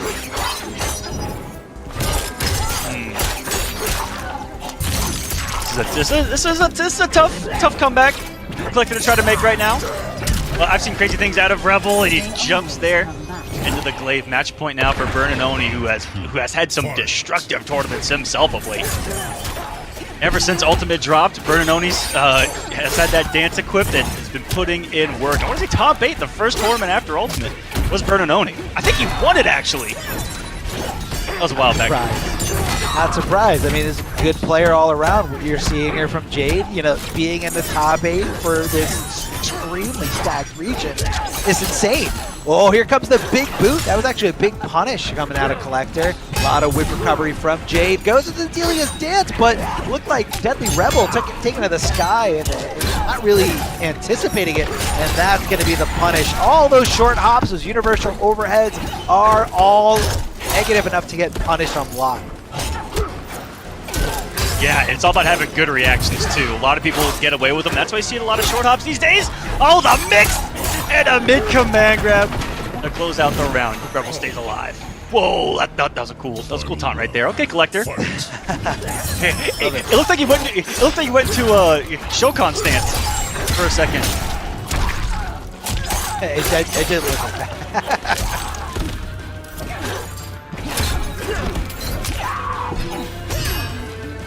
Oh, hang on a second. Or may have punished that. Nice blocks. And that is a mix-up situation off the back one of Jade's. Natural ends in the overhead, and oh no! Every time she whips a glaive, Rebel's punish just hits air. Yeah. It looked like he was, he was anticipating a regular jump-in coming out of Jade, but you know, you always gotta watch out for that glaive coming out. You can do it early, you can do it late. And then the one punish, and he didn't commit! Oh no, Arma! Arma's not like this. Oh, hefty help me though. Here.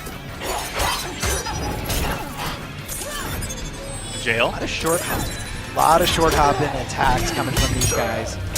Right into Delia's dance, trying to keep it nice and low. No. Oh, able to convert into the fatal blow. This does pretty good damage. I think he's dead. If he's not, it's very, very close. One more kick. Oh, it's 2 more. Oh, yeah, that is going to be it. Burn and Oni. 3-0 over Deadly Rebel. Rebel had some opportunities. Had, Fatality. It had been a while since I've seen that one. But the opportunities were there. Burn and Oni was just, he was always mobile, always off the ground. and it never let Deadly Rebel get comfortable or in a rhythm. I feel like it was just him. Both those games he was using interactables like crazy, 0 punishes on the Airglaive, and as it got punished less and less and less, Oni did the right thing and abused it more and more and more. If you noticed, he was like, you know what? If he's struggling with this, if it ain't broke, don't fix it. Airglaived it out. Beautiful stuff. Yeah, I mean, why not? Again, able to kind of, and I feel like that's where like the main thing with fighting against Jade is what to do when those Airglaives whiff. She's jumping back, they go over your head. Characters have very specific punishes. Sometimes, as long as you're down 2 reaches, you can just down 2, get some good damage. If it hits high enough, you can convert for a little bit more, or you can do what, if you look at those matches, the difference between Deadly Rebel had a better concept of punishing Jade as Collector, and that's going to just attribute to, the years of playing this character and how to deal with, that kind of situation. Whereas Frost was a little bit newer, so, he was kind of autopiloting and hitting down 3 because, you would think that would work. Yeah. So, Collector also has mix-ups. Collector also has actual mix-ups. He's utilizing the short hop kick because forward 1 you have to respect all day long, and on top of that a mid command grab that he can take throw off of. So brought a lot more arsenal to the table up close because Frost just wasn't getting the hits, and it wasn't leading to those setups almost at all. And out there in the neutral, Jade was just running a field day with that. But go for it.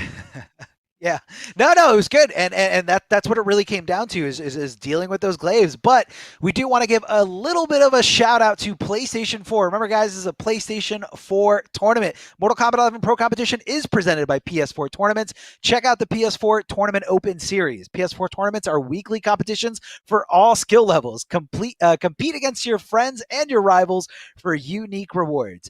You can visit the PlayStation 4 Competition Center, the one destination that has Mortal Kombat content that gives you an inside look at how top players play and tips and tricks for players of all skill levels. All you guys got to do is go to compete.playstation.com, sign in with your PSN ID, and you are good to go. A lot of different tournaments there, not just Mortal Kombat, not just fighting games.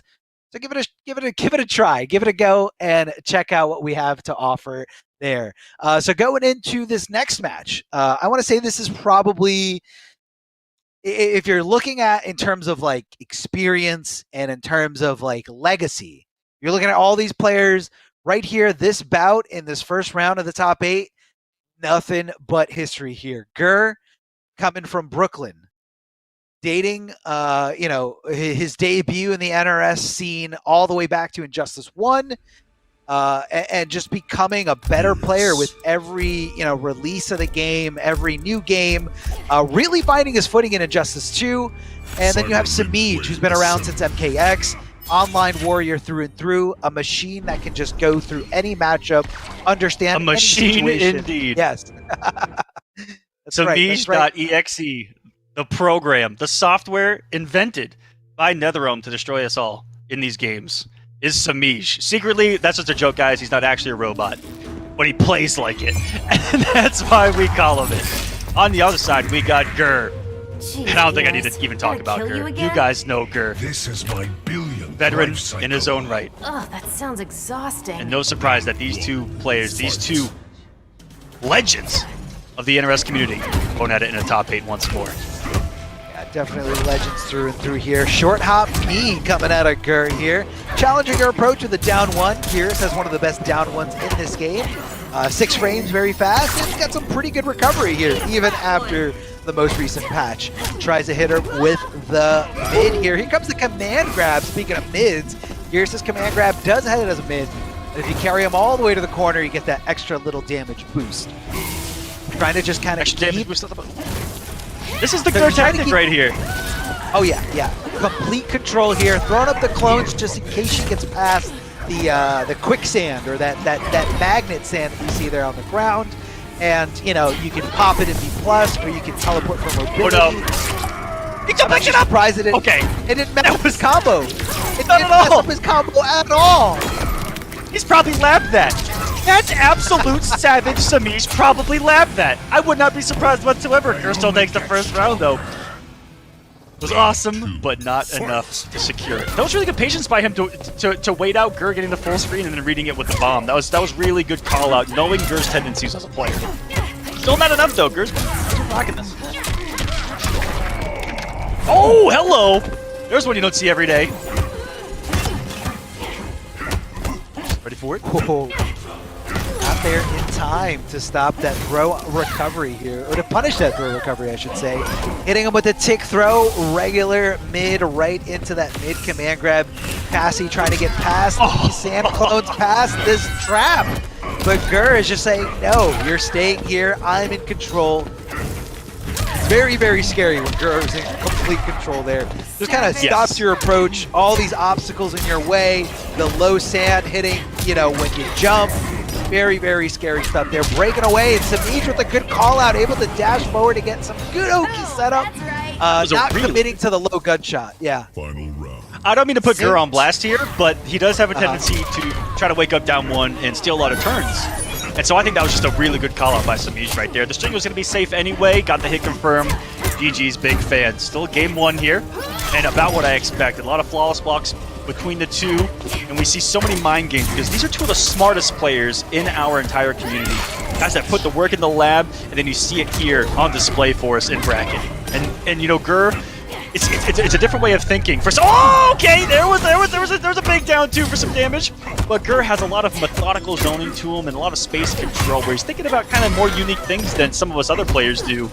And for Samij, to me, he might be all about the numbers. This guy just knows what to do in a lot of situations, except for eating a mid-command grab there.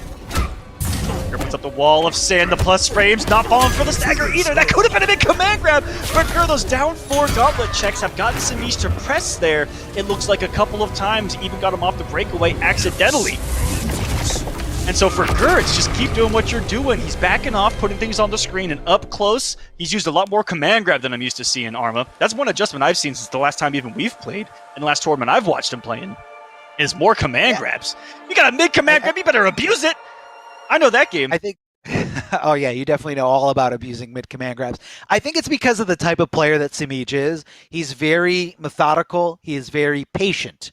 So when you have something like a mid-command grab against a patient player, you want to utilize it because you're forcing them to jump. And when you force them to jump, honestly. You're putting... as a former competitor and as someone that still tries to compete with these guys, even at a casual level, the more patient players for a command grab character, to me, are the best ones to play against because they're sitting there looking for something, and it forces you to do something. You're either going to take a command grab or you're going to jump, and that's the way it's going to be.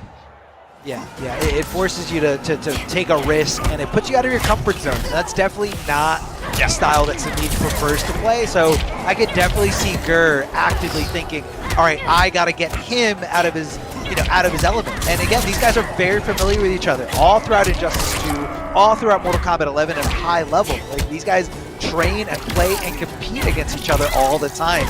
Just kind of trying to lock him down here, and Samij the third time going for that string. This time Gur doing something about it. But right now, not looking too hot here as Cassie just kind of takes to the sky, applying all this pressure. Right here comes right under the high gunshot, and Gur gonna be cashing in big here, forcing her to come off that breakaway. Here comes the command grab, but that's okay. She's got a lot of real estate, a lot of room. Oh, not anymore. Low shot. And we're coming. With punish with a sand trap up close, that would have been the crushing blow for death right now. And Gur all of a sudden with the health lead, this could be 150. One more guess for the win. It's gonna be the wake up fatal blow by Samij. No, it's another mid command grab. Oh my! What a comeback! What is eating him alive? And it's the patience Arma that you talked about, burning Samij in the end there. Yeah, the patience is what was killing him there. I mean, he just kept blocking, but again, you have to realize what's at your opponent's arsenal. What does he have? Mid-command grabs, you know he's going to hit those. Again, hitting it, that extra little damage boost in the corner. Thank you, 15%, no problem at all. Big jump in, and what a conversion from Samij. Standing position, Gur looking to jump away, and I love the delay there from Samij, able to just make sure every single shot hits its mark here. This time not getting punished. Gur able to hit that down one, and there it is, Samij. Yeah, he's getting out of there. but he did mess up that conversion just a little bit there. So Gur does live to see another day. Side switch thanks to that straight 1-1-1. So good. Tries to hit that overhead, and Samij reacting to the movement here and punishing accordingly. That was insanity. Gur does like abusing that because it has a lot of pushback to it, and it sets up a lot of whiff punishes for him, and he banked on that for the comeback. They'll go call it by Samij, using what Cassie's best at, the big advancing safe mids of her own.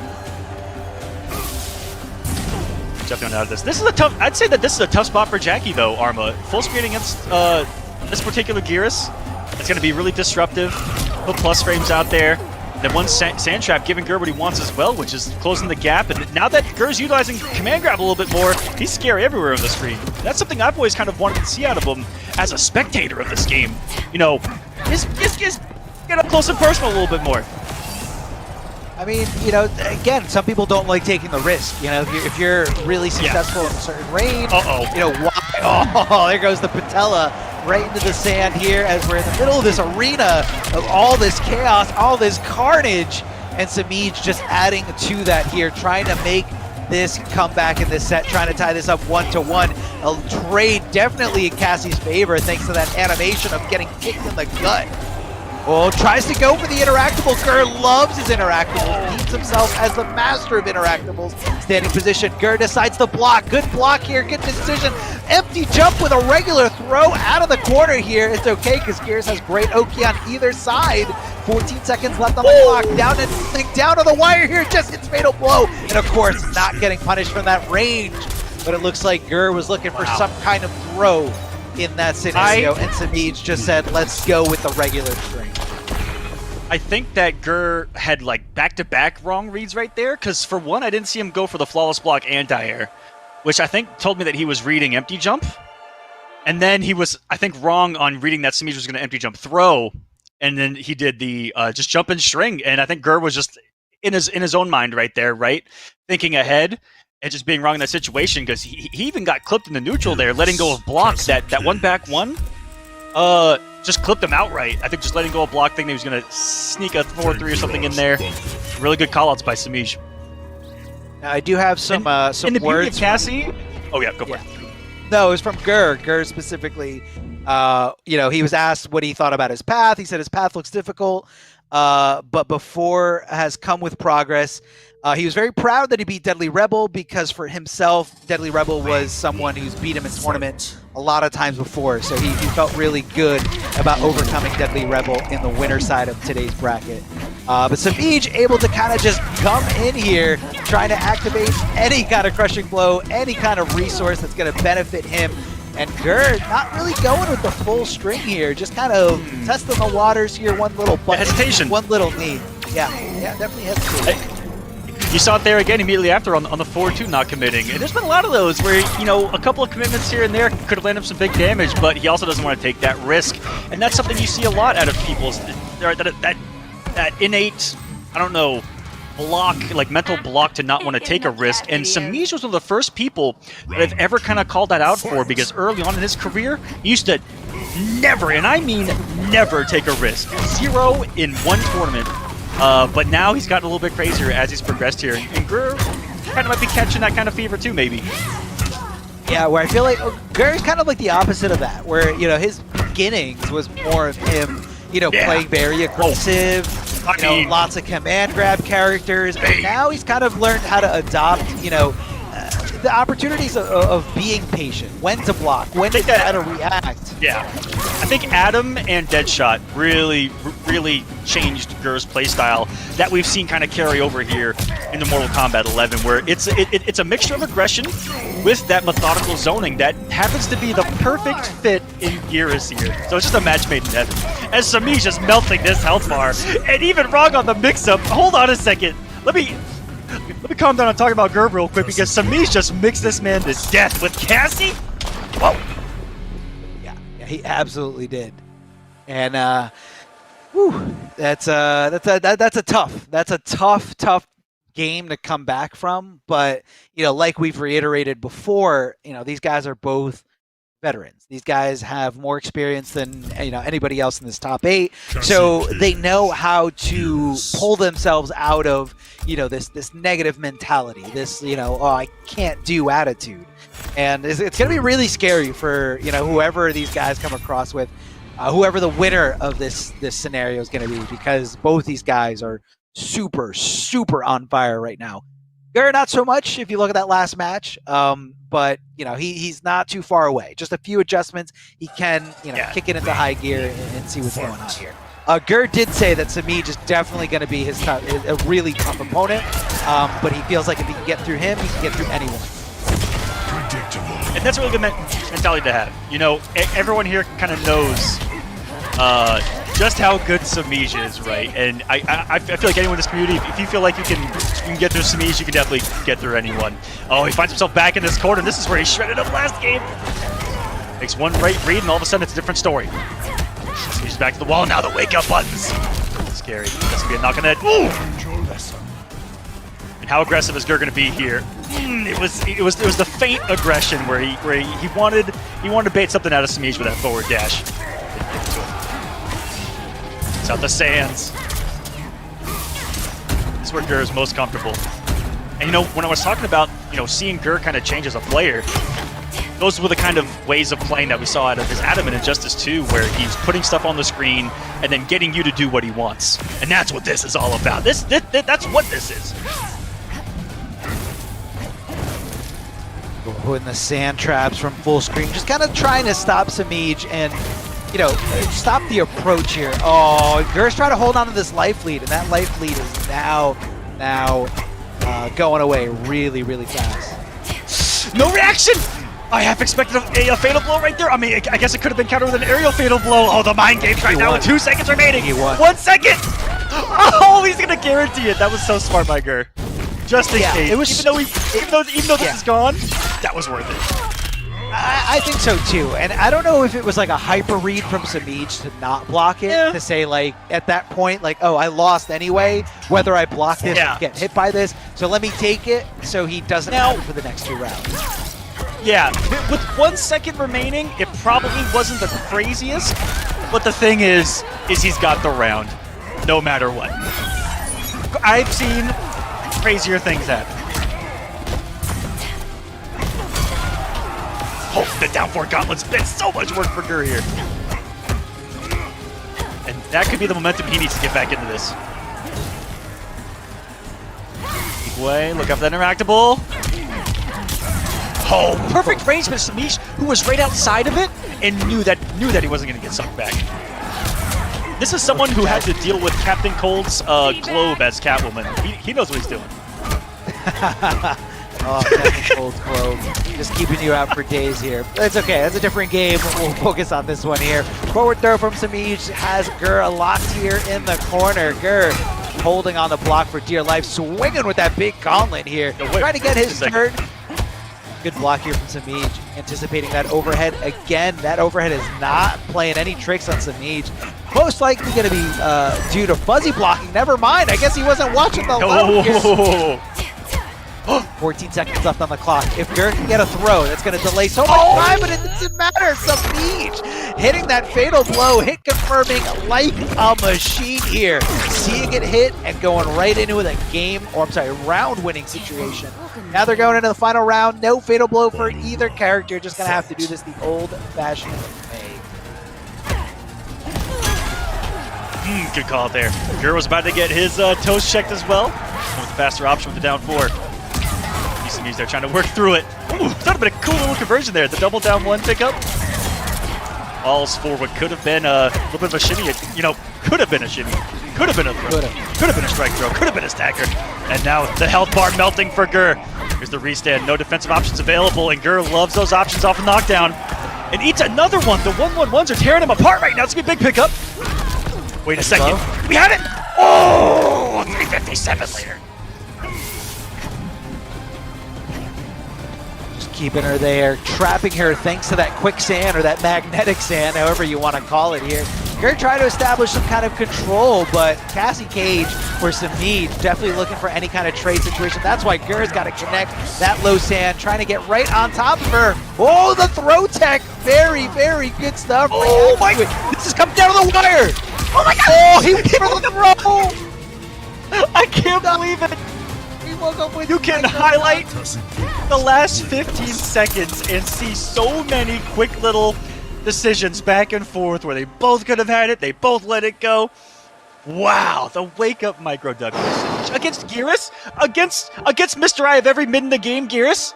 You're gonna make that read? I would have died. I would have been like, okay, I'm holding forward 2, forward 3, down 4, down 1. And he did.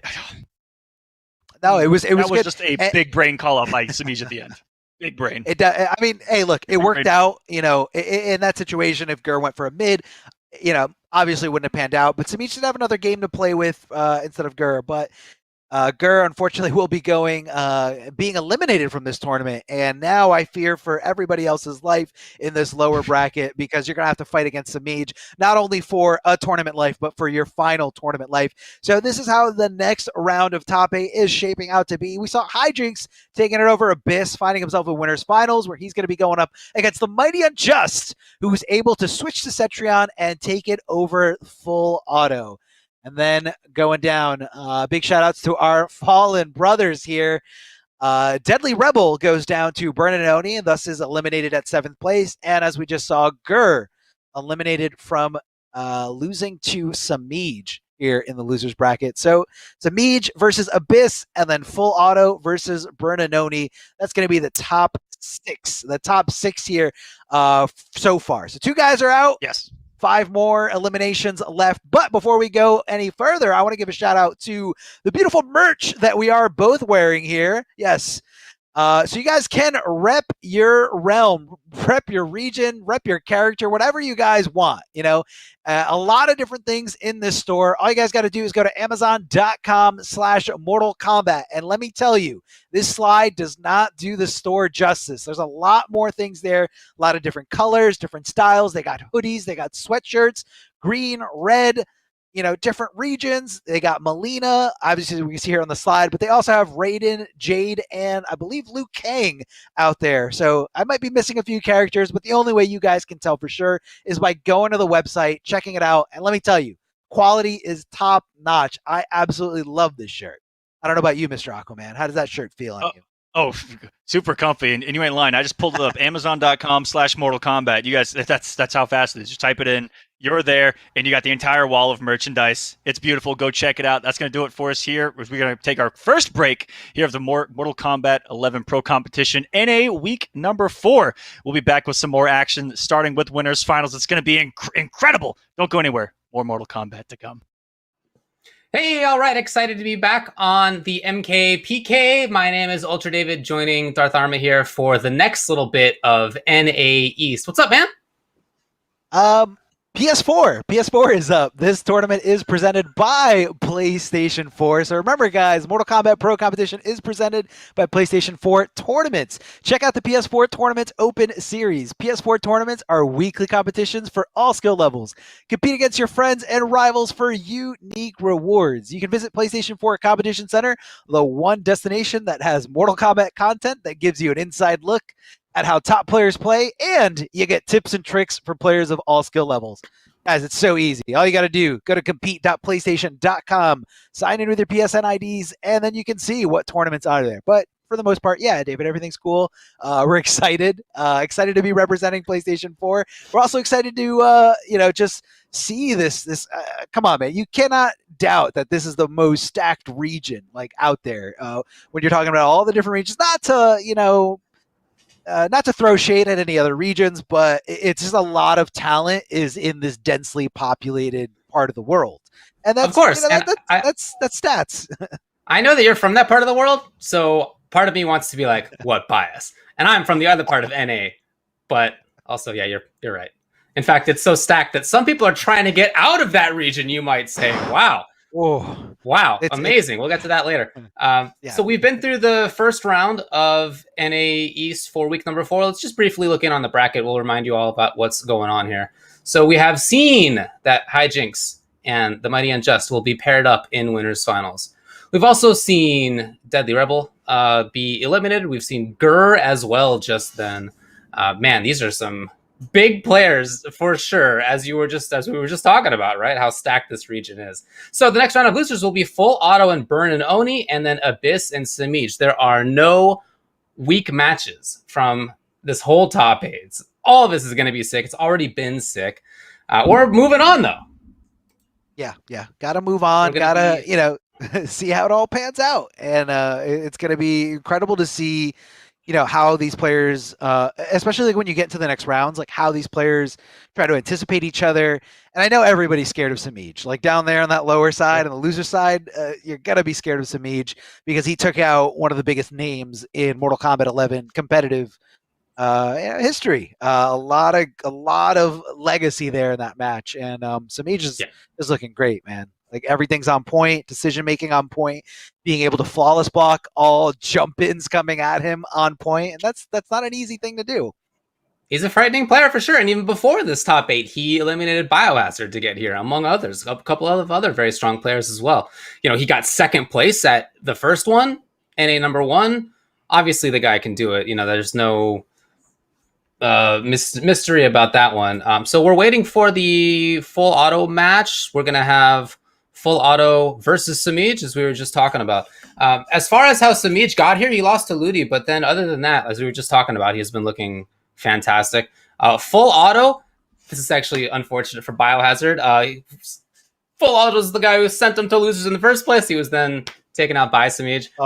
But Full Auto, he is in losers now, right? Having just lost to Unjust, who's looking super, super good. But took out Emperor Aztec and Burn Noni and Biohazard in his own winner's side round even before getting sent on to losers. So, obviously a very, very strong player as well. His thoughts on the matches, here's what he wants us to say on the broadcast, right? We ask everybody, what do you want us to say on the broadcast for you? What he wants us to say is buff Sindel. And, it's by his request. Now that's out there on the airwaves. You can follow him on Twitter and Twitch at OD_FullAuto. What do you think about that? Just shamelessly saying that Sindel needs buffs. At this point, like that's kind of like, we've been in NRS community for a long enough time. If you go back enough, you see, games that are overly, modified, overly patched. And as time has gone by, everyone's just kind of gotten to a place where they feel like if I upplay my character, I get nothing in return. if I downplay my character, the the QA team is going to be thinking about giving my character buffs. Everyone's going to think that I'm a really good player because I'm doing so well with a bad character. And I get it, man. I get it. As a former competitor, like I've been there where you want a little bit more credit. You don't want people to say like, oh, you're getting carried, or oh, you're only winning because your character is this good. But again, guys, remember, anyone can pick any character. If a character is that good and that easy to use, everybody will be using it. So give some credit. Give some credit where it's due. Yeah. Even if somebody's playing characters like Jackie or Cetrion or Liu Kang or anyone else that I'm trying to get to hate me. If any of those characters are there, give them some credit. Don't take it away. It takes a lot of hard work. And shout out to everybody in the chat who's naming their characters, coming out publicly with their characters by saying buff X character. Yeah, you're talking about the character you play. We understand. It can't be any other character. That's the character they know. So, of course I know where all these characters' flaws are. But no, it's all in good fun. It's really cool to have a developer that actually listens to the community, and a developer that is doing amazing things like putting on this pro competition that we see here, or making it possible to put on pro competitions like this, and just supporting the community in any way it can. NRS has always been that team. So big shout outs to NRS. Really happy with what we got here, and I'm just really excited for some Mortal Kombat. Now here we have Burn and Oni versus Sindel. Now, the things that are going to clash here in this matchup, Jade is able to put on the purple stuff, where she can kind of go through projectiles. Now, from Sindel, what actually counts as a projectile? Does the Scream count as a projectile? I know her low shots do, Her air low shots do, but I don't know Air if the one, physical. yeah, for sure. Does the scream go through purple?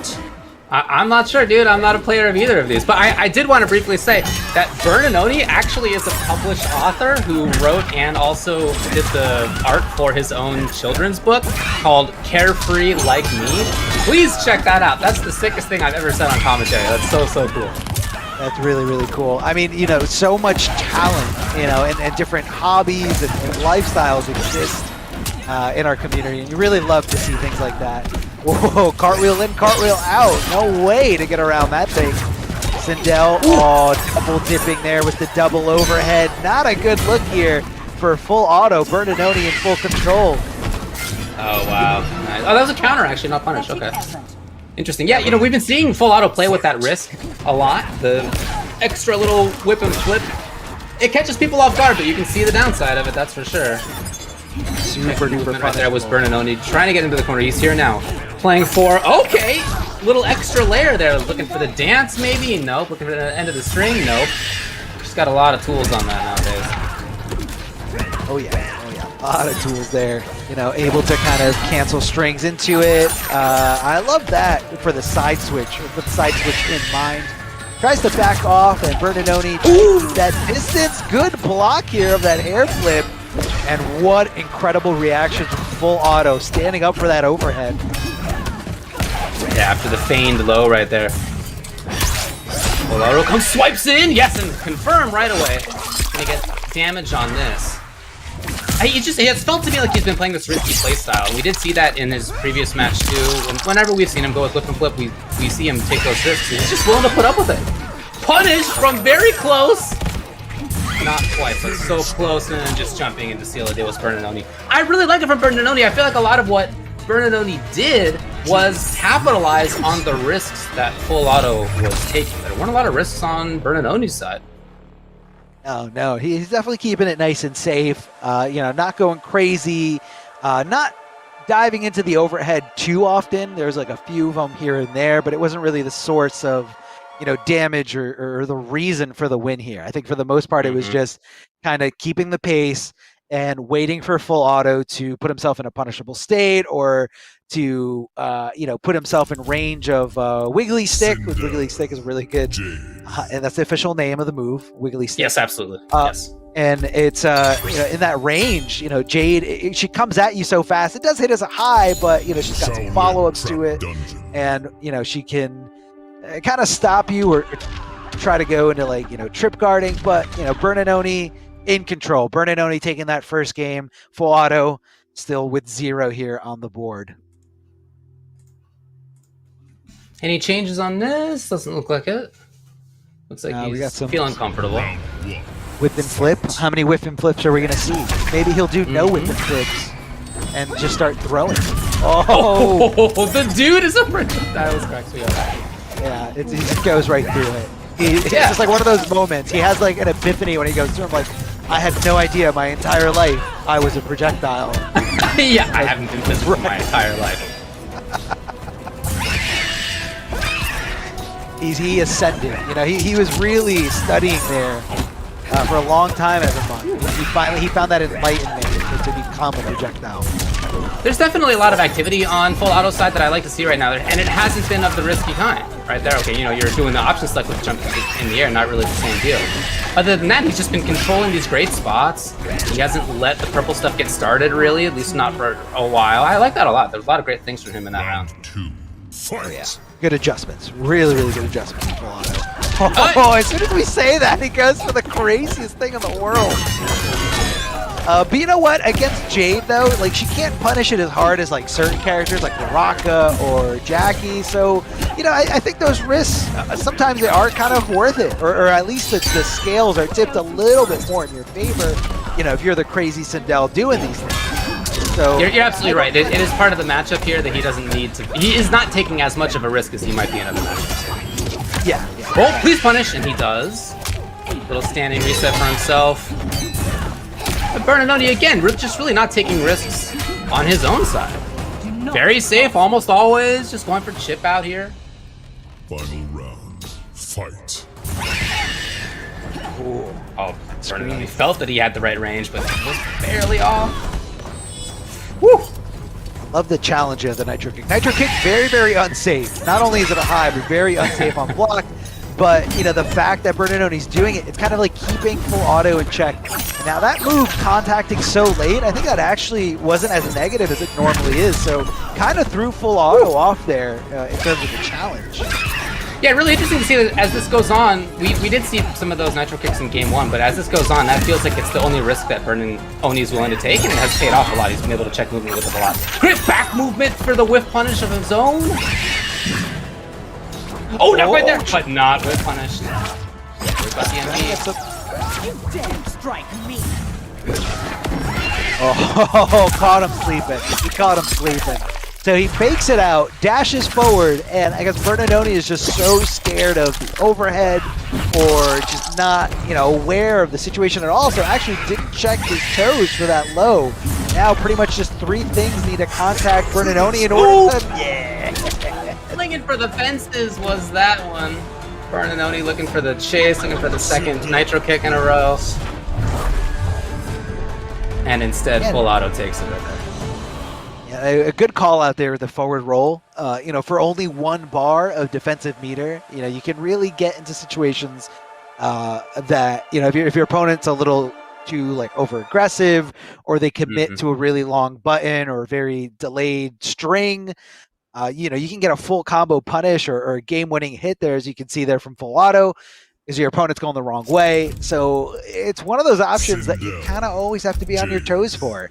A great way to blow that up, go for throw. You can throw rolls at any time, or you can just kind of wait and anticipate the recovery of the roll, punish accordingly. But, you know, it all comes down to calling it out. You know, if he doesn't go for roll, then you gave up your opportunity for pressure. So it just depends. It just depends on the right call. And right there, definitely going in favor of full auto. Full auto tying up this set 1-1. Sindel getting on the board. Screams a little bit less whip and flip in that last game. So I think he's doing a good job of adjusting. Incredible combo potential here from Sindel, amplifying that low projectile. Just popping up for good damage. Oh no! The insane. Again, no, you're right. It's under 200 damage in the punish. Yeah, and that you can't take that all the time, but you can afford that now and then. Exactly. Not too costly. Be a little bit different if you're going up against, you know, Baraka with gutted. Right. So yeah, you got to play the matchups different. Very, very different story here. Where Jade obviously has a lot more mobility, more projectile. Oh no! Ooh. Huge whiff punish there. Bad situation for Sindel. Full auto trying to make this comeback, trying to steal a win here with that crushing blow. Oh, what a huge fallout! And it is just barely enough. Yes, for Bernardoni. Oh, my heart. Maybe trying to read Round 2. Fight. maybe trying to read purple stuff startup. Yeah, could have been that. We have seen him do that a couple of times. He's missed each.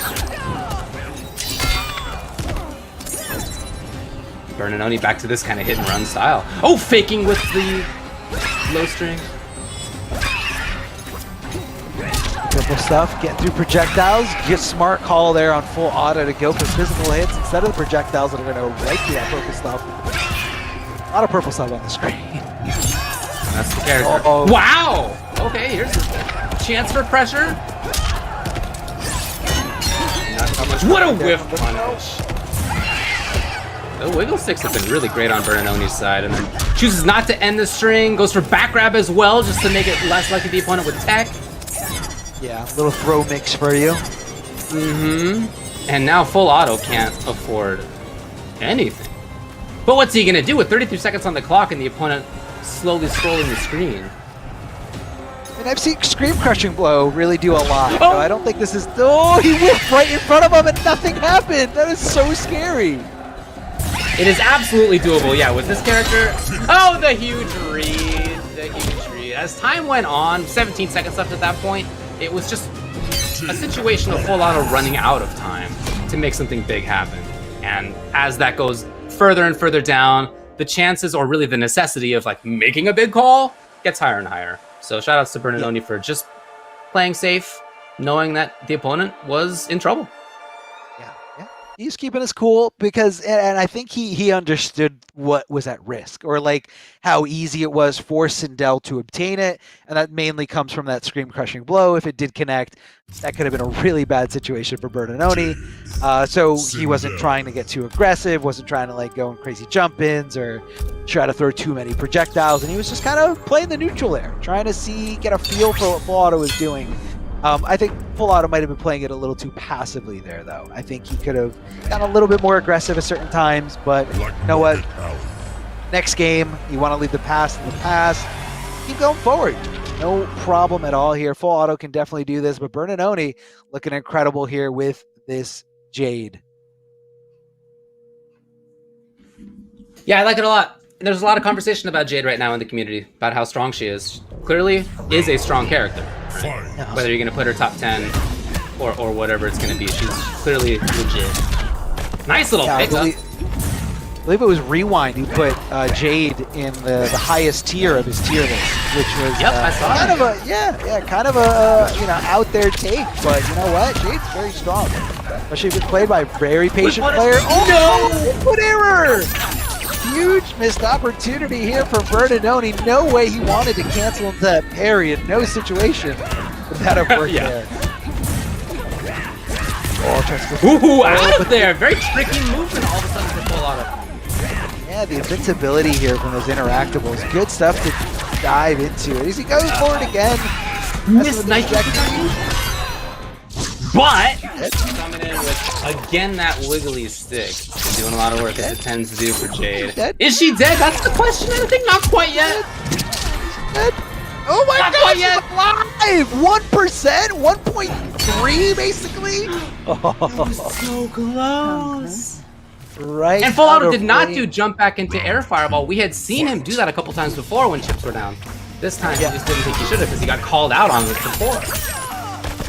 Exactly. You're getting a little bit conditioned here, blocking that string. How is he going to go for it?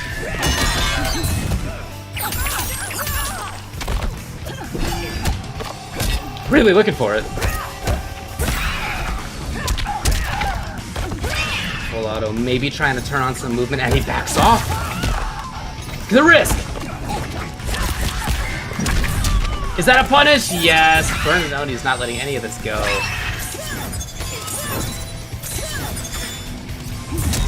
What? That's weird. Sindel has the ability, absolutely, to make this happen. Yeah, these Nitro Kick callouts here from Bernanoni are next level tonight. Yeah, I'll say, right? Oh, the frozen opponent! So close.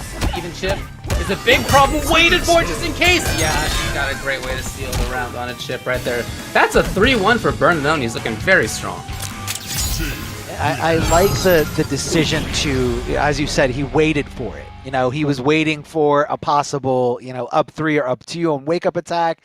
He was waiting for a visual cue of a delay wake up where, they don't have access to wake up attacks anymore.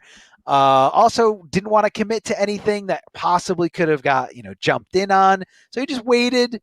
He knew what had to be done. And a lot of chip out potential there.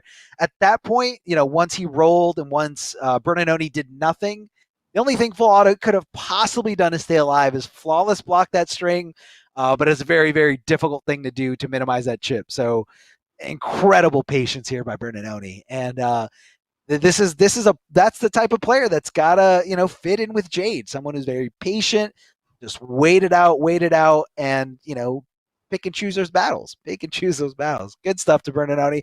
And shout outs to Full Auto. Full Auto is going to be eliminated here from the tournament, taking home 5th place and securing a good amount of points. So again, those points really help when it comes to qualifying for the finale. And reminder to everyone, this region has a $10,000 prize pool for their finale. So you want to get as many points as you can. And once you get enough points to qualify in there, you want to get the best seed possible. So the sky's the limit. Go for as many points as you can. And a lot of new faces here in this top 8. I'm really, really glad to see it. Really glad to see the diversity of different players, different characters. It was fun. Yeah, I was just going to say that I like that a few of these people, as you just mentioned, don't have points yet. Well, now they do, I guess. But before this weekend, had not had points on the Pro Tour. Full Auto was one of them. Yeah, absolutely. The West will have a few more players who are in that same boat, who we know are good, right? It's not like we are just learning that they're strong players, but haven't made it that far or haven't actually entered yet until this weekend as well. So not really new faces, not really the right terminology, but players who are now in the MKPK that we knew would do work once they showed up. Here's one of them. Samich has entered this thing only a couple of times, and again, the first time he did, he got second place, and he's seventh in points overall. No surprise. And Abyss is he got 9th at NA number 3. I mean, the difference in points gets really, really big, the higher up you go there. So, between second and third there's a big, big difference. So, that's why Samij is there. Shinnok is my bitch. Round 1, fight. Right, let's see what's going on here. Okay, straight out the gate. Now we saw Abyss's noob Cybot a little earlier in today's broadcast. A really good set against Hijinks. Came down to the wire. One nail biter situation was the determining factor of him going to winners finals or being here on the brink of elimination against Samij, one of the toughest competitors out there. Samij getting that shoulder tackle, trying to get in, trying to close the gap between himself and Noob Cybot. Nice mid challenge here from Abyss, but getting a little too defensive here, and Samij sniffed it out, no problem. Again. Yeah, I love how Samij bulldogs with this character. This character is not like a major rushdown character, but he always finds himself in the corner with her without having incredible tools to do so. It's just it's a walk and block. What a reaction! It actually was blocked in time. Oh wow. That was a lot. That was a very fast recovering fatal blow. Oh, he ducked under the high. Micro duck, right? Called it out perfectly here. Abyss on another level here, really feeling himself from that fatal blow exchange situation. That whole stretch of screen right there is going to be tough for her. Yeah, we've seen Samij really try to navigate that whole slide region. But you can tell it's a tough spot. He wants to be in up close or he wants to be a little bit further away, but that whole mid-screen right there, it looks uncomfortable. Abyss with a huge life lead. Oh, just swinging. Big assist here coming from the clone or the shadow portion of that string. One of the most annoying normals to deal with, just because the hitbox gets extended, but the hurt box still staying really far away, and it just kind of clips me a little. He was not anticipating that correctly here, and Abyss does get a pretty decisive lead here. That last game, that round number 1, very, very close, very down to the wire. Yeah. But round number 2, that was all Abyss, man. Abyss in control, keeping Samij away, getting damage when it was possible, punishing perfectly here with a shoulder tackle every time it got blocked. And Noob Cybot definitely hits like a grown. Like Noob Cybot hurts when you punish. Kind of a complete counter or complete opposite to a character from like Jade, where Jade doesn't really hit you so hard. She hits you with a decent combo into a restand for most situations. But Noob Cybot, he hurts. Especially if he's got that amplified teleport equipped that can combo even more. Oh, what an anti-air from Samij. Recognizing the fact that it was going to connect, amplifying and using that bar perfectly, forcing Abyss to come off the two defensive bars for the breaker. So Abyss, with getting this grab here, gets to reset the position to a more comfortable spot for himself. He does find himself moving in a little bit, but not so much. Yeah, he wants to keep that spot on screen. Now maybe a little bit worried about fatal blow. Tried to counter poke. I like the idea from Samij, but just not quite there. And now walking forward, we've seen this happen for Samij many times. Oh, but just knocked out of the sky. Yeah, I feel like the jump, Samij will go into the range where the high mid, or the one that has the crushing blow, he'll go into that range, and instead of going for that string, he'll go in for a jump in to counter what you would counter with that string. But Abyss just staying real patient, waiting for the jump in, reacting, using his eyes, using his senses to kind of just stop Samij right in his tracks. Yeah, I think patience is really the name of the game. I think that's perfectly said for Abyss. Look at him here. He's slowly taking off a little bit of life here and there from Samij. If he gets close, like we were talking about, he can really deal big damage quickly, but he doesn't need to necessarily. He can keep his spot on screen just outside of shoulder range.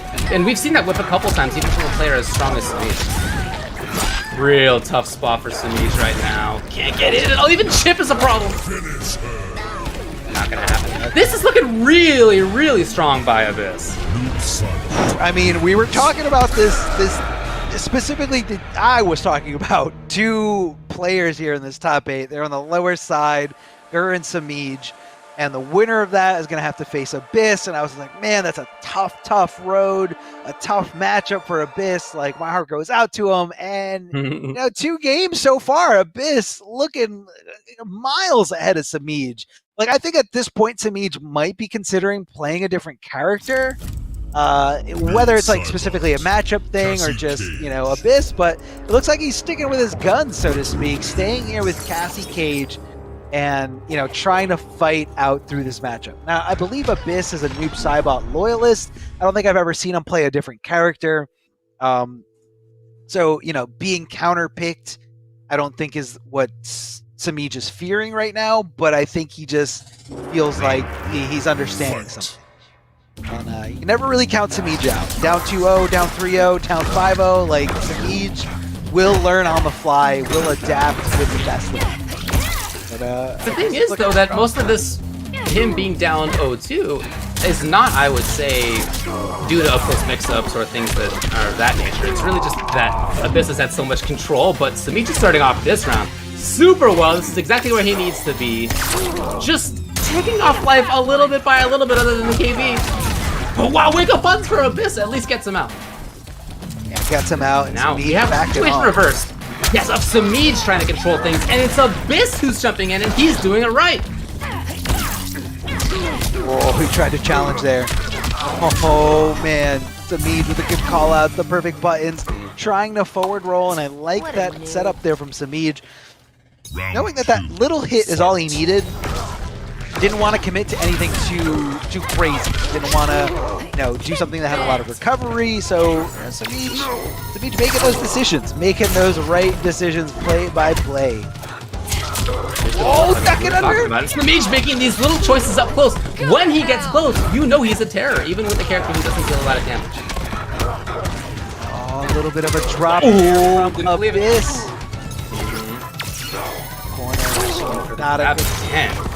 Samij is bad, he always does. Just make, really? Wow. Bringing out the string, and he was right. That was a strange little whiff. I don't think either player anticipated that part of the string to whiff. Okay, Abyss now just like that has control. Doesn't finish. And Abyss is back to a safe spot. Tries it out, why not? Is it enough? It's not! Oh, but then just in case he blocked. Samij has been bringing out that shoulder charge. And it's unsafe, as you can see right there. Abyss is at match point versus Samij. It could be 3-0. What a win this would be for Abyss. I mean, that's got to be a confident booster no matter what. But you do have to complete the job. Don't sleep on Samij. You will adapt before your very eyes. Good challenge there with those mids, but he dropped a combo. Because of that, put himself in a punishable state. Samij jumping out of the corner, and Abyss getting a little too aggressive there. Didn't want to block. Empty jump, but this time Samij holding on a block for dear life. What a strange little hit. Looks like Abyss went to the air just for 1 second. The forward throw from Cassie Cage. Samij trying to lock Abyss down here in the corner, but we've seen him come out of this last round, and he did win that round.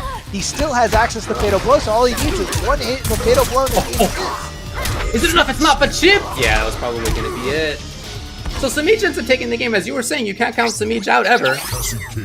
Even though against Abyss had big life lead, had positional advantage, but I really enjoy watching that very classic fighting game bulldogging from Samij.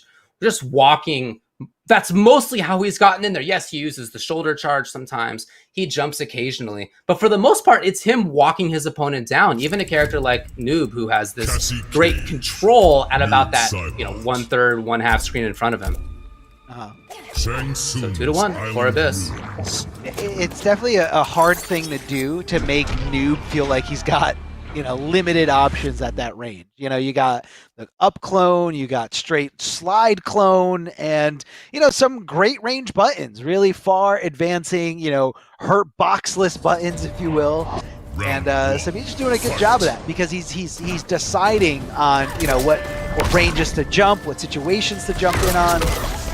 And it's making it very tough for Abyss to keep him out.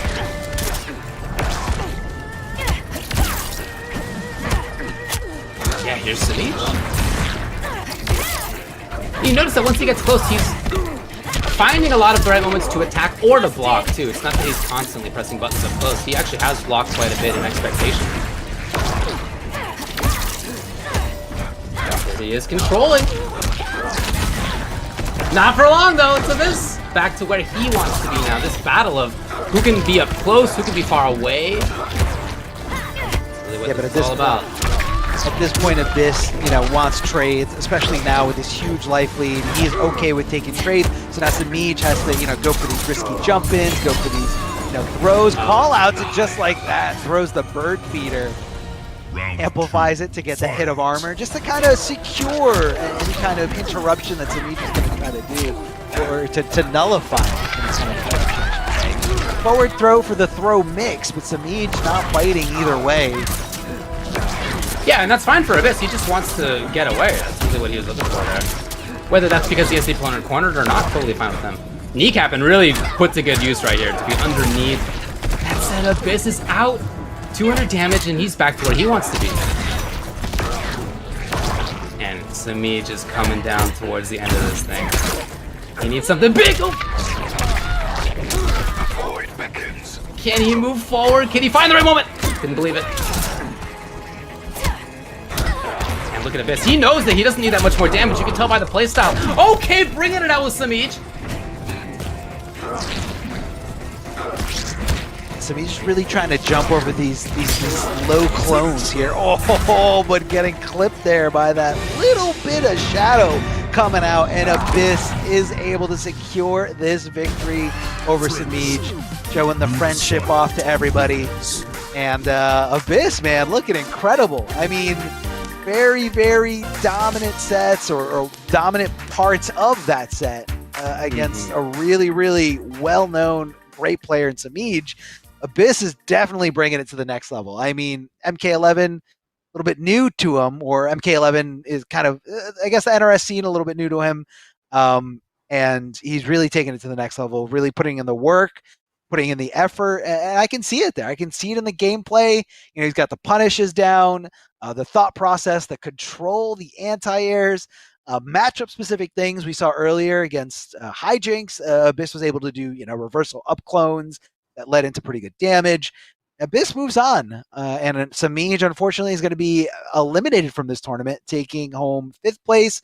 Some good points, and probably, if not already, like on the cusp of being auto-qualified for the finale.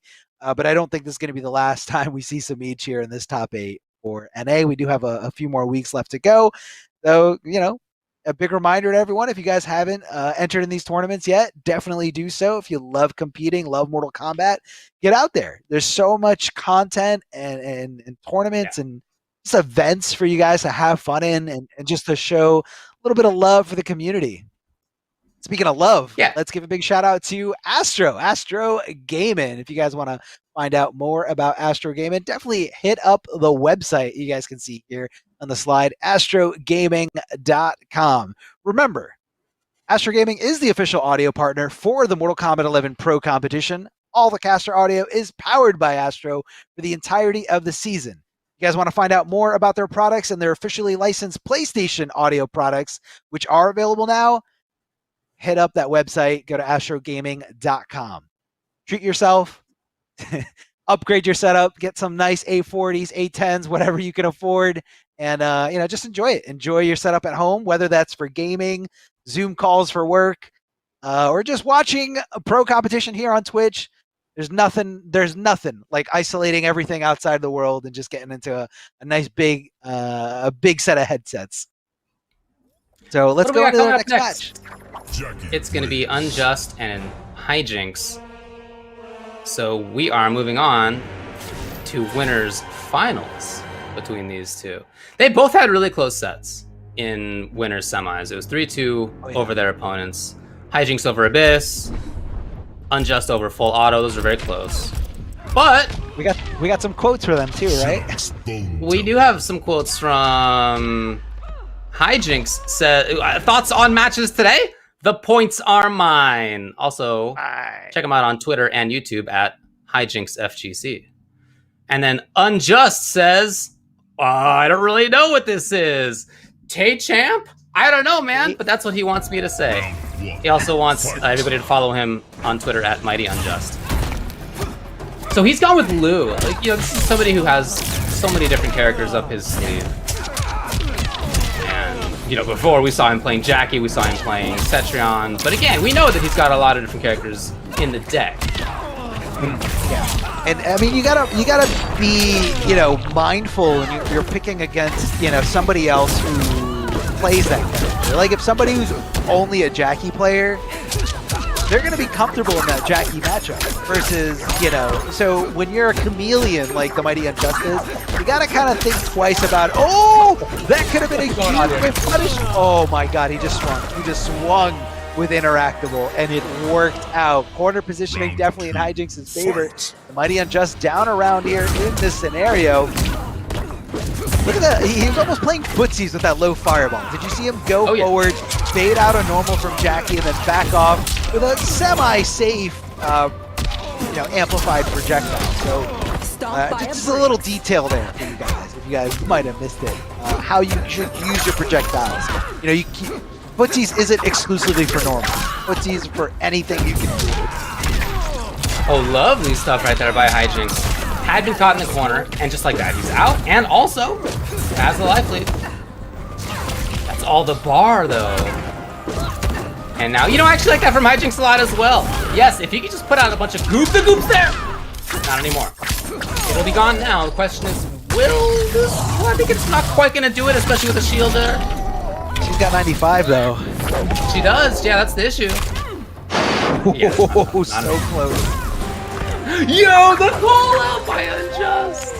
Hold on. So he called out air fireball and said, "Oh, you're gonna super jump," and then Hijinks said, "Oh, he's not gonna do air fireball again. Let me super jump this time." Ooh. The no mix-up is very, very strong. Like there's so many scenarios, so many. Yeah. Oh, God. Throwing 3 or 4 or 5 times in a row. Oh, that one goes right through my head, right through my soul. Look at Mighty Unjust with these stance, you know, mix-ups. You can go for the low, you can go for the command grab. It's a very specific way to punish these things. And Hijinks right now not being able to deal with it. Regular high command grab here, and Mighty Unjust just throwing those nunchucks all over the place. Karate chops, everything coming out. Mighty Unjust securing that first game here with Liu Kang. Other than the first half of the first round, it seemed like he controlled most of it. In fact, if you even think about the sort of second half of that first round, a lot of it was a comeback in the corner by Mighty Unjust. Oh yeah. So yeah, he looked really strong. I love the ranged callouts that he had as you were bringing up, especially at the end of that second round where he blew up the intended super jump. But just other than that, yeah, mixing up well in the corner and Jackie Briggs. playing good footsies and taking risks sometimes, but also other times just being very solid. Black Market Alley. Yeah. That's what it is. That's what he, you know, strives for when in terms of, you know, learning all these different characters, just kind of doing something that works. He also plays the game a lot, streams the game a lot. Yeah. He does want us to shout out his Twitch, which he's been, you know, putting a lot of time into it. It's the Mighty Unjust __. There's 2 underscores. Oh, I'm sorry. The Mighty Unjust with an extra T and __. If you guys go to his Twitter, you can probably find his Twitch there. But really fun stream to watch because he can play so many different characters. Oh, big Shoryukens here coming out of Jackie Briggs. Meeting Mighty Unjust with a lot of fake stagger attempts, and you know, I guess Mighty is looking to poke back. What a punish here! That's the first thing you want to do in the lab against Liu Kang. Learn how to punish that amplified low fireball. Very, very unsafe on block. But you gotta be able to recognize it, you gotta be able to execute. Round Don't 2, leave damage on the fight. table. That's exactly what Hijinks is displaying right here for us. Back to controlling the stage here is Unjust, and yeah, you can see him trying to take up space. But the jump in, yes, from Hijinks. And doing a ton of damage as she does before breakaway. Oh man, I feel like the mix-up has worked out every time for Unjust. No, but Hijinks press the buttons at the right time just to get out of there. Great little challenge. That's bad. Oh, the spacing! Did you see that? Faking going like shoulder to shoulder. He stopped, waited for Jackie to do something, and then Mighty Unjust said, if she's gonna occupy this space right here, that means she moved forward, that means she's not blocking, and that means crushing below.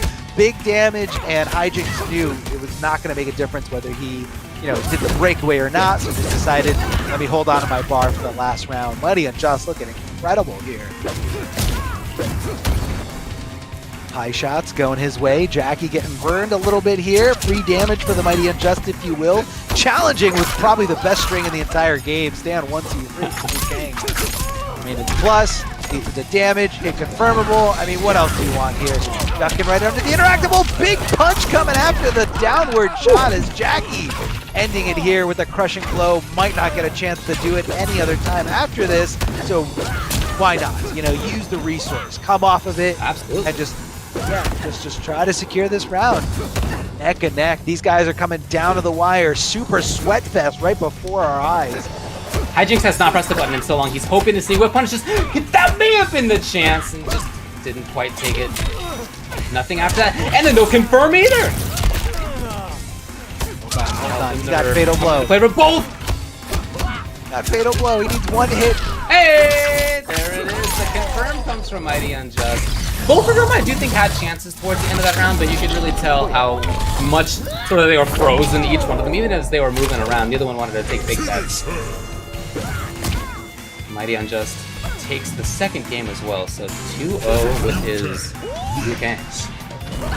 Yeah, and you got to feel real good if you're Mighty Unjust. I mean, you know, you're not showing all your cards right now, but Hijinks, pretty much exclusively a Jackie player, and you know, I don't think that there's much that Unjust is trying to worry about outside of Jackie. So, you know, he's got the target, you know, secured, you know, understands that this is all just right here. He's doing what he's got to do, and it's working.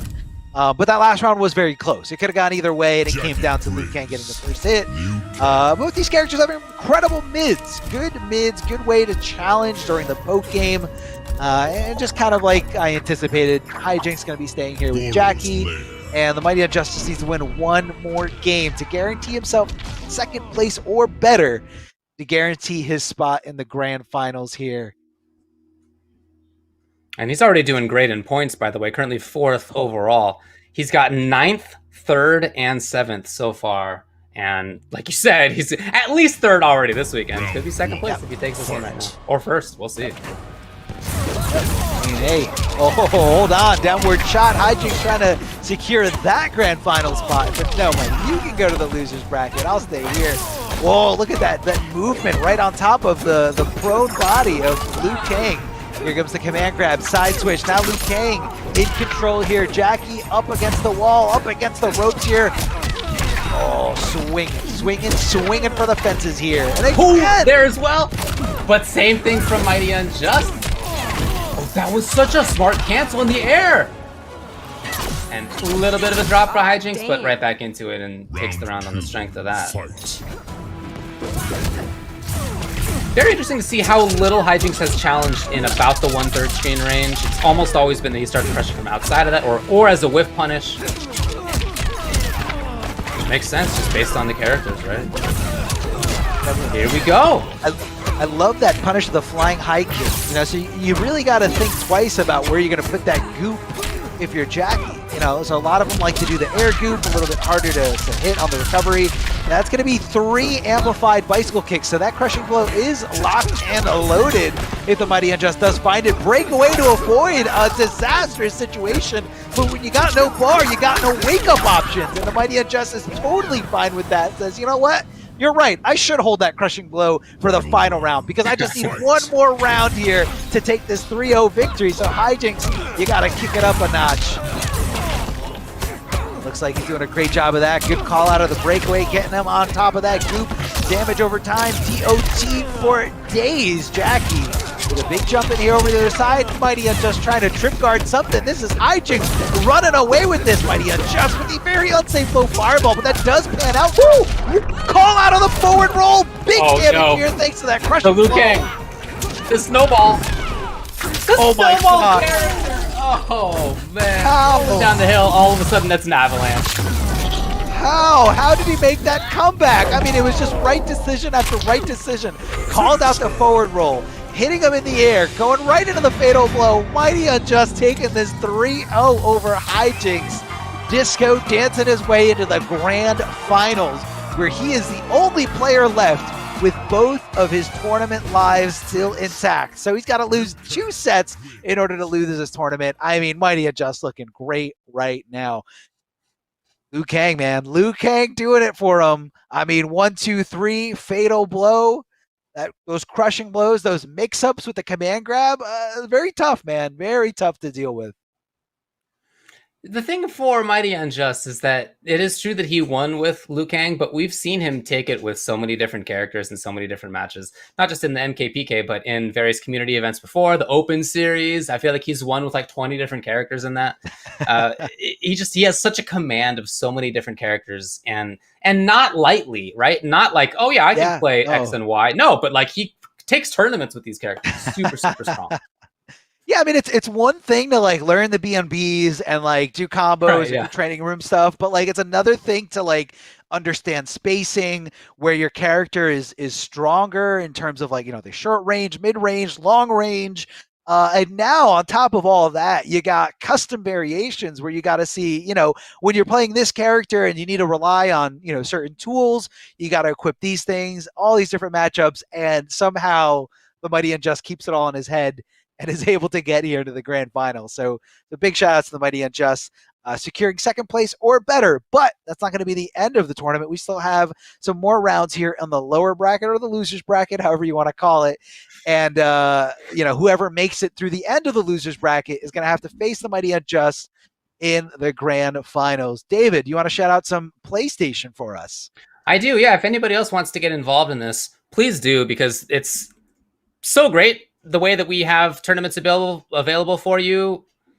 Obviously, the Mortal Kombat 11 Pro competition is presented by PlayStation 4 tournaments, and you can check out the PS4 Tournament Open Series. There are weekly competitions for all skill levels.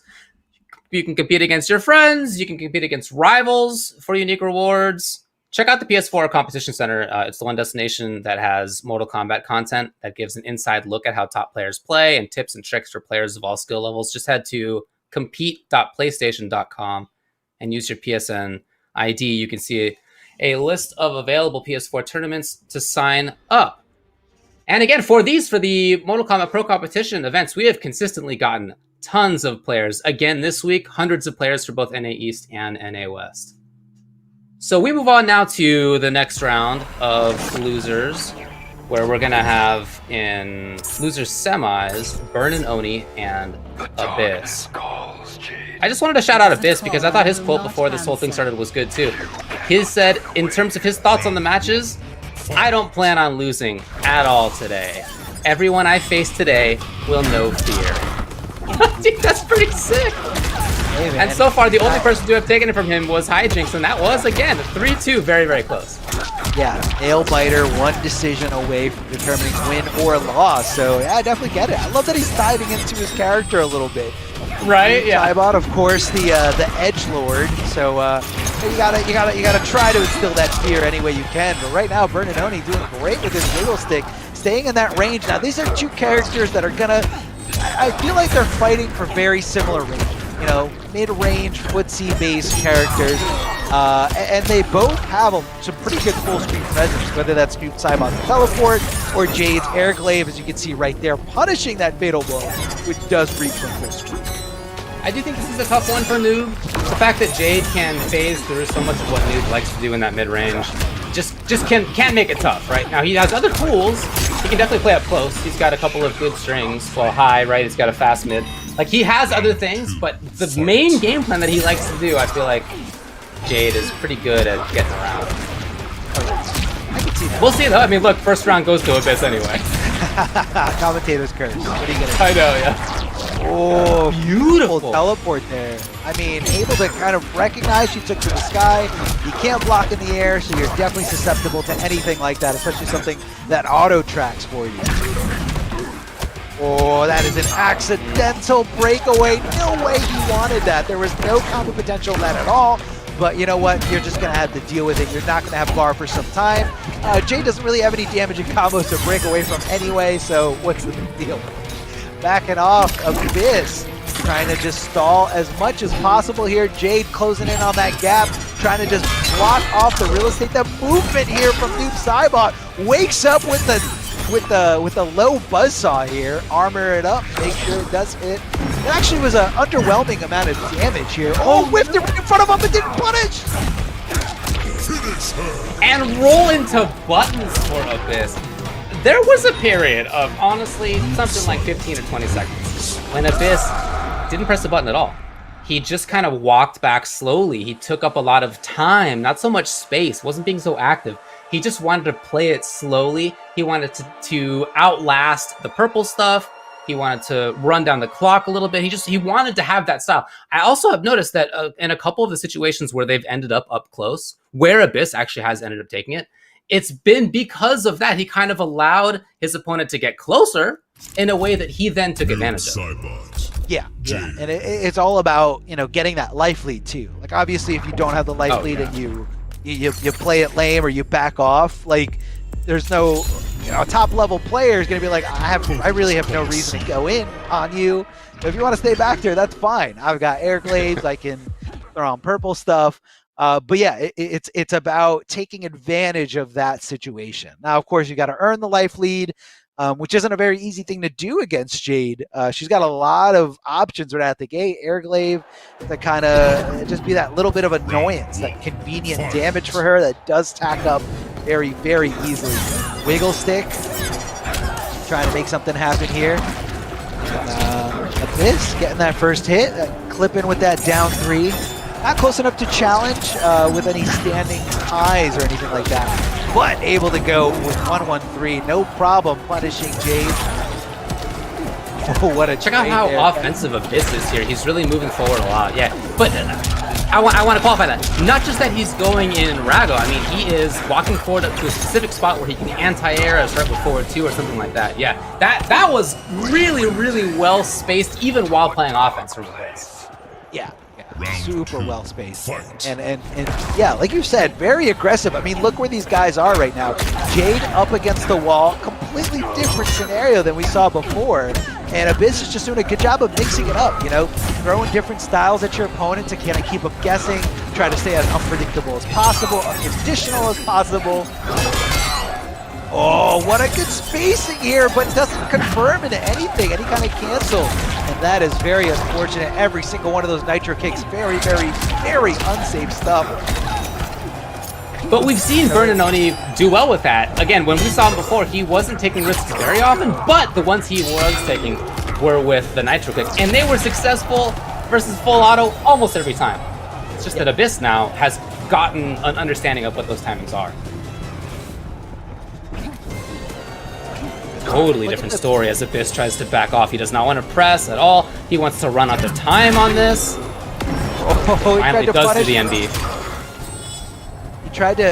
He anticipated him not to amplify it, so he was trying to challenge there in that scenario. Big pole vault to get over the projectile, and Jade just jumping around like crazy. Unfortunately, Abyss's patience came back to bite him. Dance canceled right into the low. Keep that aggression going here. Tries to go for some kind of throw miss mix, in my opinion. Instead of throwing towards the corner, decides to look for an escape failed out of Abyss. What an air-to-air jumping one instantly to just stop anything your opponent's trying. But Jade able to get that purple stuff thanks to those super plus frames on a hit. Going right through, but he wasn't ready. He wasn't anticipating that, and it kind of caught him off guard. That could have been a very bad spot there for Abyss. So he is very lucky to come out of that situation alive. Oh, wait, Clone? Yeah, Clone goes to purple stuff? That's what it seemed, yeah. Yeah, I saw the string, the portions of the string go through the purple stuff. Good block! Yeah. We got desperation. And exploded! Alright. Decimating, That right? strikes me as just being a little bit desperate for Bernanoni. And thinking back to how he played versus full auto, where Yeah. he was taking risks on the Nitro kick, yes. Other than that, it wasn't really about that. It was about very stable stuff. That's how we ended up taking it. Here versus Abyss, as Abyss gets control, early, whether he wants to be pressing forward or running away, has felt like Abyss has mostly had control. And it may be that is getting Bernanoni off of his game a little bit.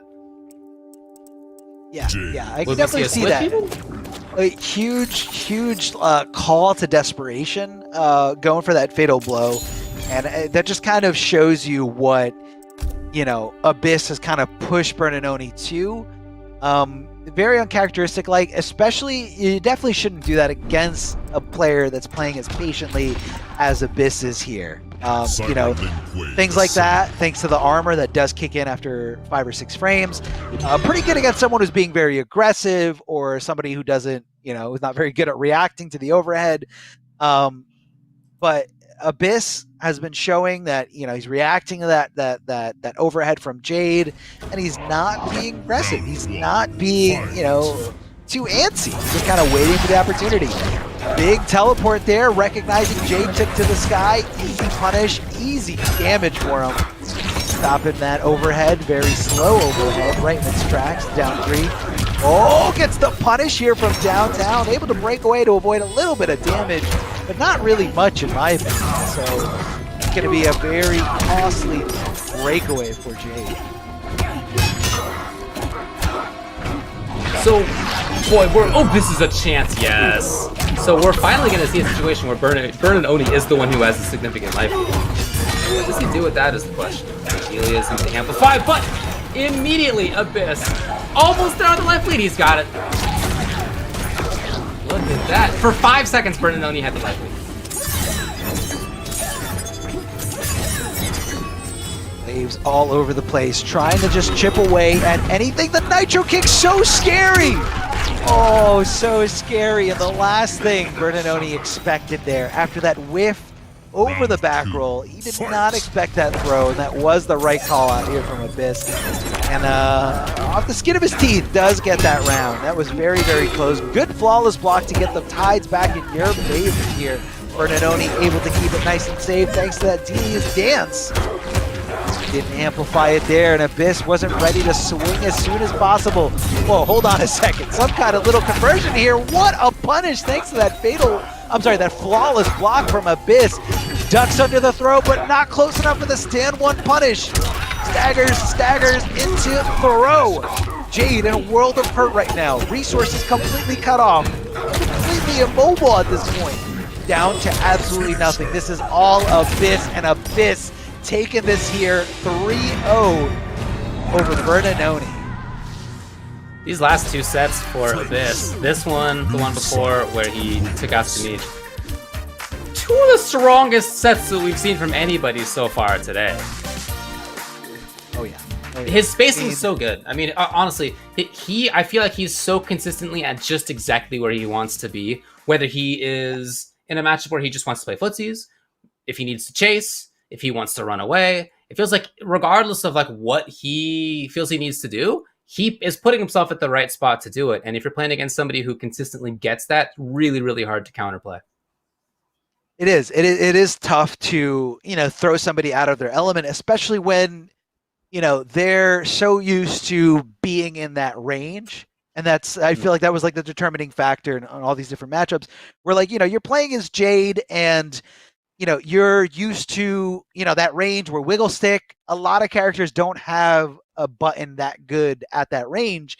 But Noob Saibot is not one of those characters. He's able to just kind of throw out slide there willy-nilly, swing for some good range buttons, some good range lows, good range mids. And, just kind of, I think it just kind of threw Bernardoni off out of his comfort zone where he was just like, I've never really had to contest for this. You know what I mean? Like it's one thing to fight someone up close because you're Jade. You're like, well, I know how to deal with that. I want to back off. But when you're doing it against Noob, he's okay. He's like, cool. You want to play here? I'm definitely down to play here because I can contest at that range, and that's what it comes down to. So, could be a matchup thing as well, but it's that's what it is.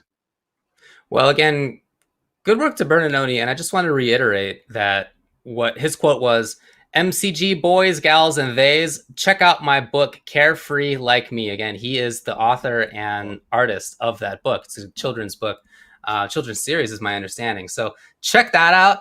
He also had a joke in the little Discord where he was like, I don't know how I ended up doing that and then taking off people's heads in Mortal Kombat. Like, how do those two things fit together? But hey, we're often in that boat, right? Like that's the community that we're in, right? We're all doing our cool things otherwise, and then we like to take off people's heads in this video game. It's true. Speaking of that, we got some merch to try to get to you. Please check it out if you can. You can find it at amazon.com/Mortal Kombat. Take a look at the t-shirts there. It's not just t-shirts. There's also hoodies, or the sweaters, I should say. Take a look. A lot of cool things. Various regions represented. Characters represented.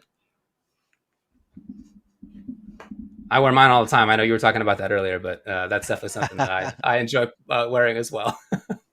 Hey, man, it's good stuff. Good quality things. I'll definitely put my word behind that. So, yeah, very simple, guys. Go on amazon.com/Mortal Kombat, and you guys can see more. I believe there was action figures on there last time I saw. Don't know if they're still there, but again, not just merch, not just clothes, a lot of different things there. So check it out, guys.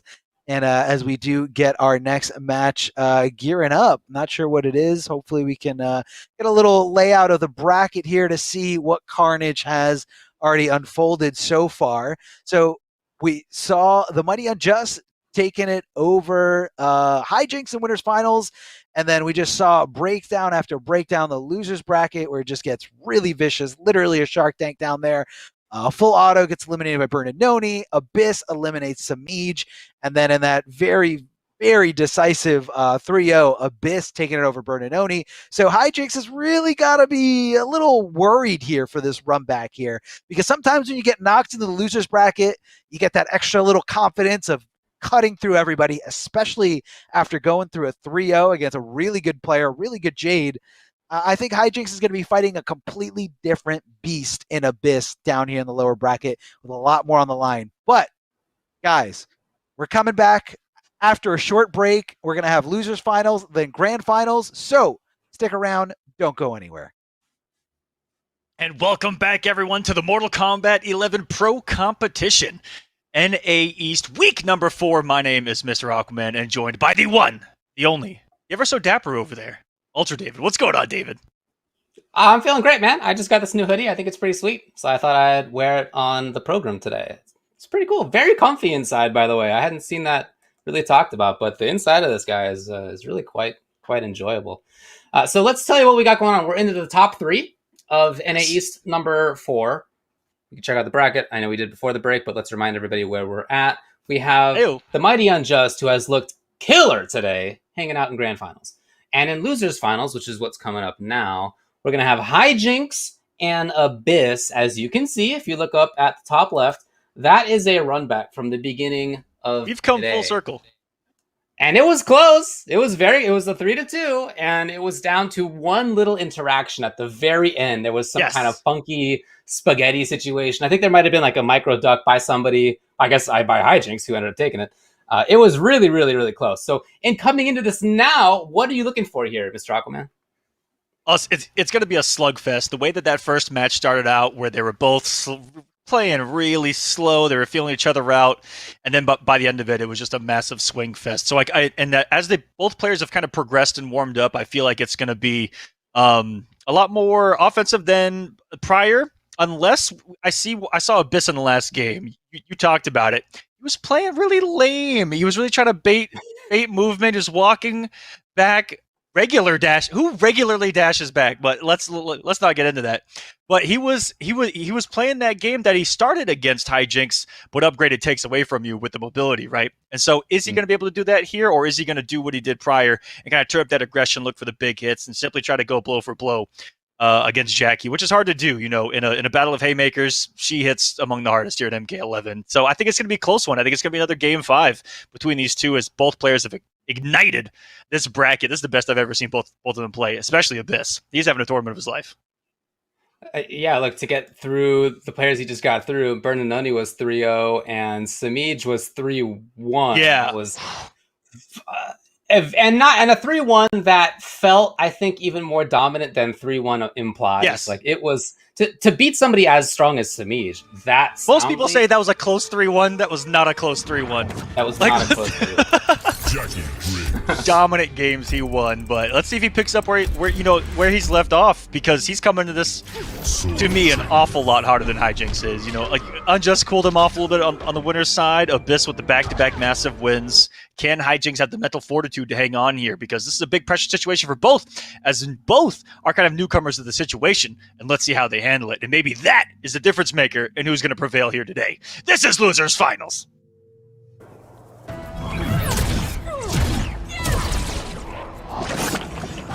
Round 1. Fight. Last time when they played, it was back and forth. It was game 1 to Abyss, then it was Hijinks, then it was Hijinks, then it was Abyss, right? Ultimately, again, won by Hijinks, but it was back and forth a lot of the time. And already we're seeing that here as well, even in these first opening seconds. Yeah, with the wake-up buttons coming and the immediate health deficit for Abyss. And would you look at that? Just lands a punish in the corner. Now we're all tied up. The pressure is on. Here comes the 1-1 mix. And he just down-2 through it, Dave. And gets the corner afterward. Very, very smart combo choice. Just another free win. What's momentum? What is momentum? Survey says, I don't know. When you got two characters like this who are pumping out 300 or 400 damage pretty often, yeah, you can get that stolen very, very tough. How clean have Abyss's anti-airs been with those shadows? Well, we saw this play. I can't even make a sentence before someone gets hit by a 40% combo. Dude, what's going on? Right back in here. Worse. Going down. Yeah, this is really. Oh, tried it yet again. The OS into more pressure. Ooh, the Looking mix for up the right there. break. Yep. Patience by Abyss. And Hijinks was kind of he spent a lot of time in their previous engagement figuring out, beautiful, how to open up Abyss, and he started doing the throws rather late in this set. We'll see how the adjustment goes, but that's going to be all she wrote for this game. And it was about what I expected, the back-to-back heavy blows. The back-to-back heavy blows. That's what I like to see. Those phases where Abyss goes through where he's not pressing buttons, he's just looking for defense. He's trying to spy a moment to counter poke against Jackie, or to maybe try to anti-air if she goes up into the sky. But she just has these different angles to do that from, and it has felt, even though that strategy makes a lot of sense, it hasn't had that much payoff as they've played in these two sets. It totally makes sense. I get it. It's just that it feels like Hijinks has, used that to get grabs, especially in this game. He's used that to get chip damage out there. He's used that to super jump away sometimes. Jackie Briggs. And on top of that, sprinkle on the bacon bits of a pretty savage down 2 read that even Abyss mentioned out of hit advantage, which is a galactic read beyond galactic reads for the victory there at the end. And that's just going to keep him guessing. If you have your hit advantage, you better jail off of it, or else you're going to get checked. And that's the message that Hijinks sent. And now it's mind game time. Now you know what I'm going to do, and let's see if I can use that against you later. But you're right. In that Jackie pressure, it really is all about sometimes being right on when she allows your turn to be in that pressure.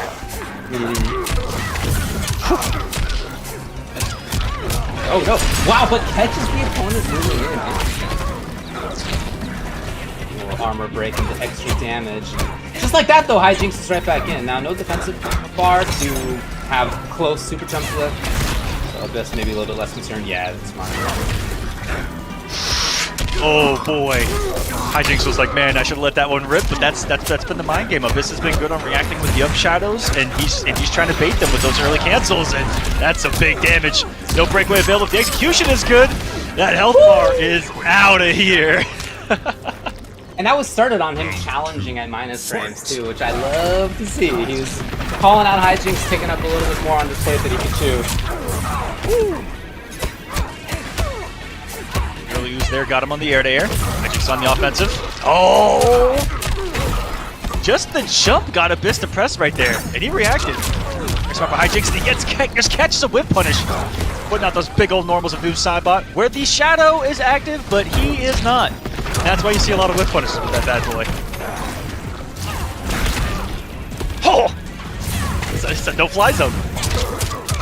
But you do have to make the call that she's not going to stop in midair, and I think that's why Hijinks is able to then approach, having shown, hey, maybe I'll cancel this. You don't know. The patience from Abyss, you can sense he does not want to press buttons until he knows it's right. Woo! What? Oh! I don't think I've ever seen that before. He gets the jump over. Had the teleport buffered, and Abyss ties us up at a game to piece.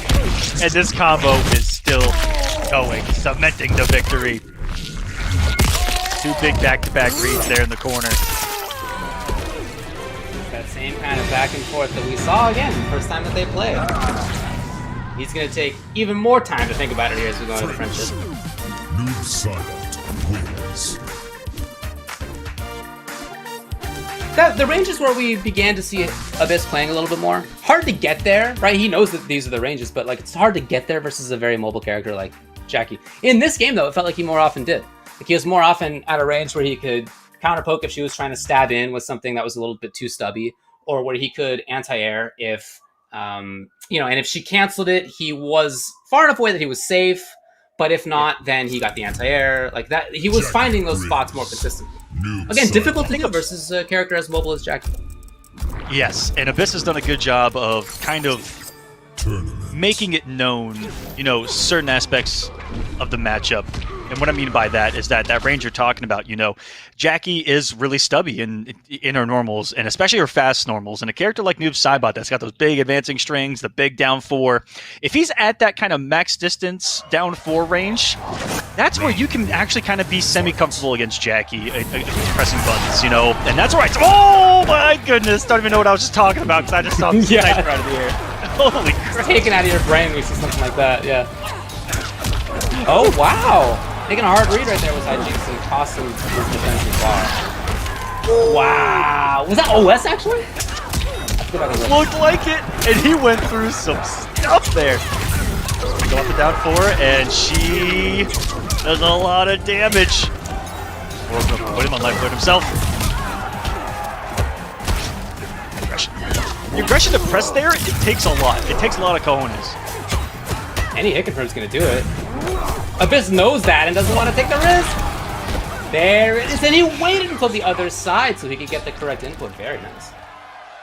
He's been on point with us, and probably the best I've ever seen executed, because the option's always been there, but it's been, the player's execution and read of the opponent, and he's been on it tonight. Ooh, tried to stagger the ones. That 50-50's been super effective, and Hijinks had been respecting it an awful lot. Finally opened that up, and he calls out the throw, too. The counter adjustment himself is going to tie us up here. Look at this damage if he doesn't drop it. What? What? That's more than half of Jackie's life, by the way. That's 950.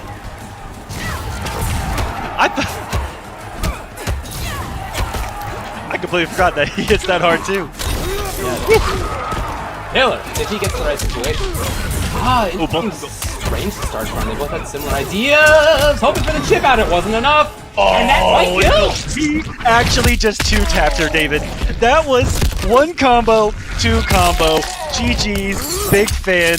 I got the lead. Have a nice day. Whoa!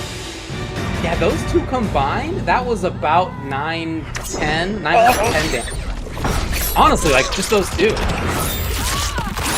again, she has 950. Wow. I like that Abyss is prolonging this as much as possible by ending with a fatal blow in the last game, Cybot wins. like into a fatal, and then we get the fatal here, just putting as much time on the clock to let Hijinks really marinate on what just happened. Right. This is a big test for Hijinks. Really big test. He was in this position just, not technically last week, but the last week of North America East, where he got third and he lost. This is the same exact position. He beat Kerbalicious in winners. They played in losers finals and he lost. He finds himself in the exact same position here. Cybot. Jackie Briggs. Yeah, that would be Hopefully a tough there's no flashbacks. It's just eyes on the prize. He was really confident coming into this. Again, his thoughts today as far as how he would do. He said, "The points are mine." And he has already gotten a lot of points for himself. He does. He was currently, coming into this, he was 9th in points overall. And he's going to have even more. Will he switch? Really? What a huge... Oh, wait a second. Yeah, Diva coming out. Now, what do we got? Give me the moves. Give me the moves. What do we got? The last thing I expected. Maximum stomp? Or what are we going to see? Oh, we got the stomp, baby. Okay. Death Enhanced March, drag and drop. Queen's Punishment. All right, so he's got the stomp. He's got the Death March, which Round 1. is going to add a little bit of mind games up close. And then you've got the low.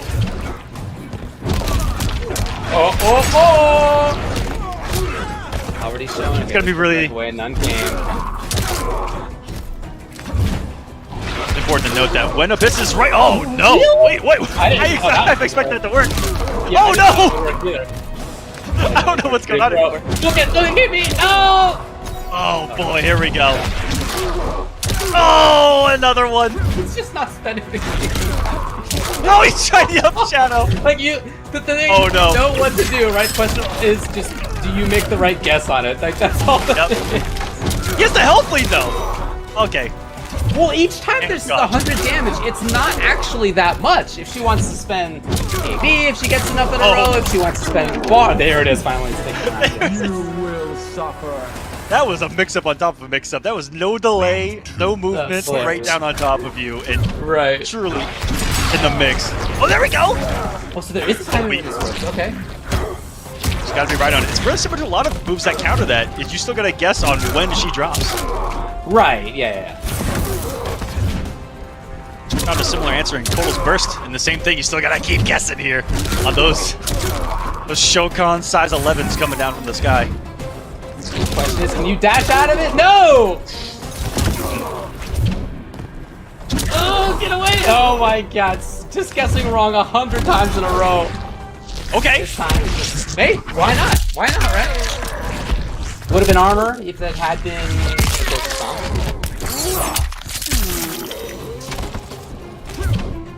Now he's in space. He's trying to get away. You can see he's trying to read these. Is it going to be the delay or not?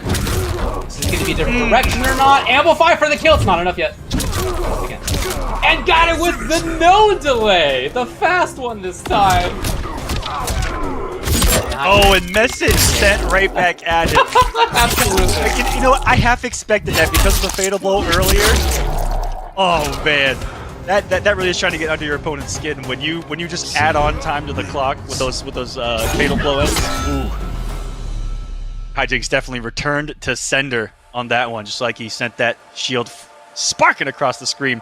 He stomps, looking problematic for Abyss, who found a couple answers early and then just happened to be wrong on 85% of them. More like 90 if we're... Yeah, it was just unfortunate. Yeah, it was pretty rough. Yeah. Like, it's not the case of, like, Shiva. what is the counter, right? It's like, you know that, well, you just have to, like, walk or dash out of the way. That's, you know, depending on what your character does. Or maybe you have, like, a delay or whatever, but he just guessed wrong all those times, so he's not going to risk it as noob again. He makes a switch over to Fuchin. This is a character that he said he might play as well, but first time that we're actually seeing it here in the top 8. Yeah, I've seen him only play with only a handful of characters. It's been Noob Saibot, Johnny Cage, which we have seen, and this Fujin. Fight. And we've seen Fujin be an okay answer for this. There. Okay, out of there is Hijinks. Oh, what a Oh no, the error, surely. Interesting. Okay. What a trade! How do you even know? Wow. Rarely see that string out of Shiva as well. Was that her 4-3-3? The mid switch. Wow, what an anti-air. Yeah, this. The reaction. Oh no! Oh no! They had the same ideas, but one after the other. He thought that. The trick! What a deep went all the way! Oh no! Only because Abyss held it forever! He put himself in such recovery to have to deal with that all over again in match point for Hijinks.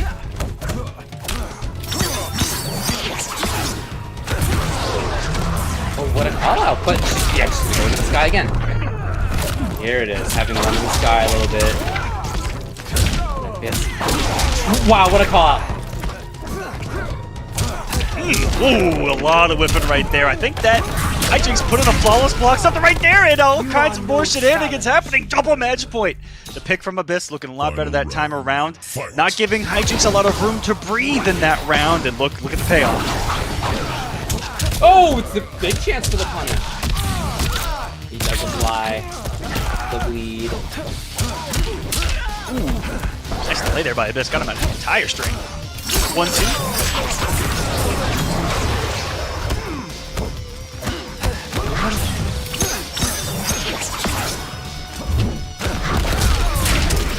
Oh, very nice by Abyss. He's starting to figure this out in terms of timings.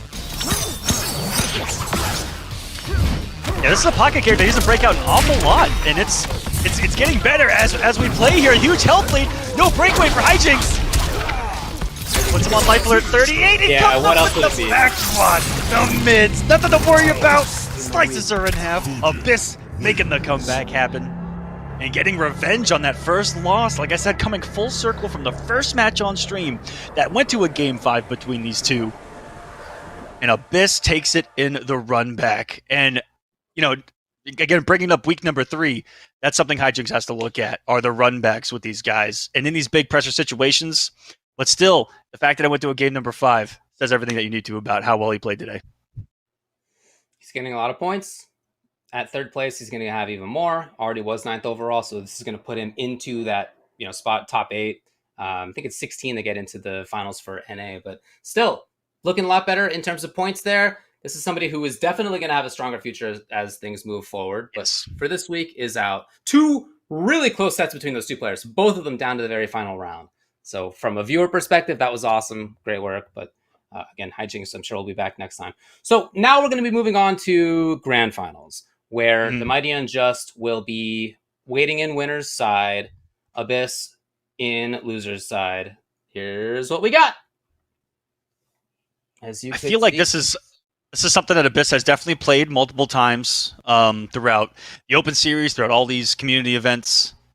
I don't know off the top of my head what the pick is going to be for Unjust. Seeing Noob Saibot on the other side, we could definitely see Cetrion, a couple of those other characters that he's got up his sleeve.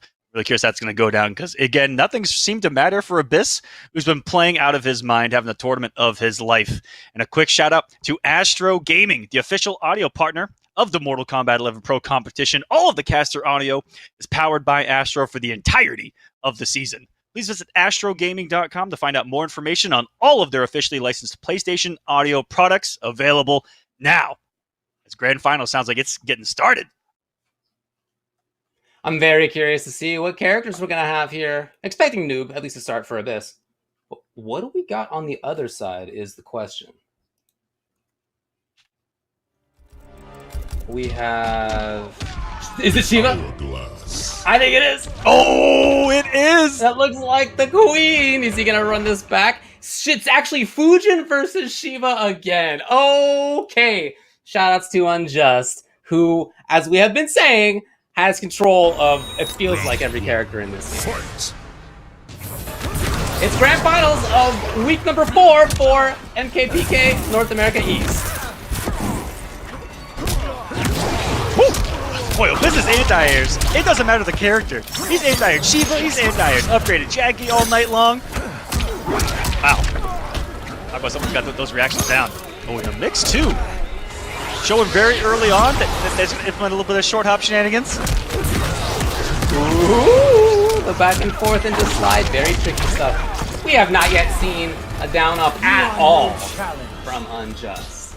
Round 2. Fight. Maybe now. Oh. He tried it. Oh, He definitely tried to Nope. stop right there. This said nope. Abyss says no to all of them. Hold on. Why did you Hold put on it a there? second. You thought this was gonna work? You thought you could do whatever you want?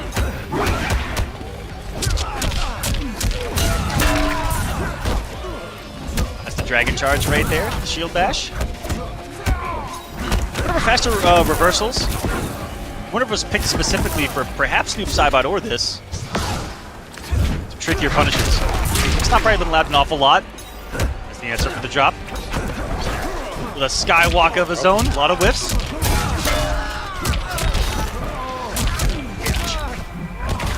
Yeah, no Bar for the lead though. The follow-up, yeah, exactly. So Abyss takes a little bit of control, tries to get out of there. Okay, stay away.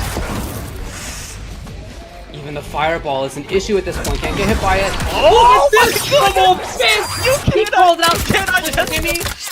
The man was shimmying from half screen right there. You cannot test him. He was 4 for 4 on those anti. I don't even know. I don't even know.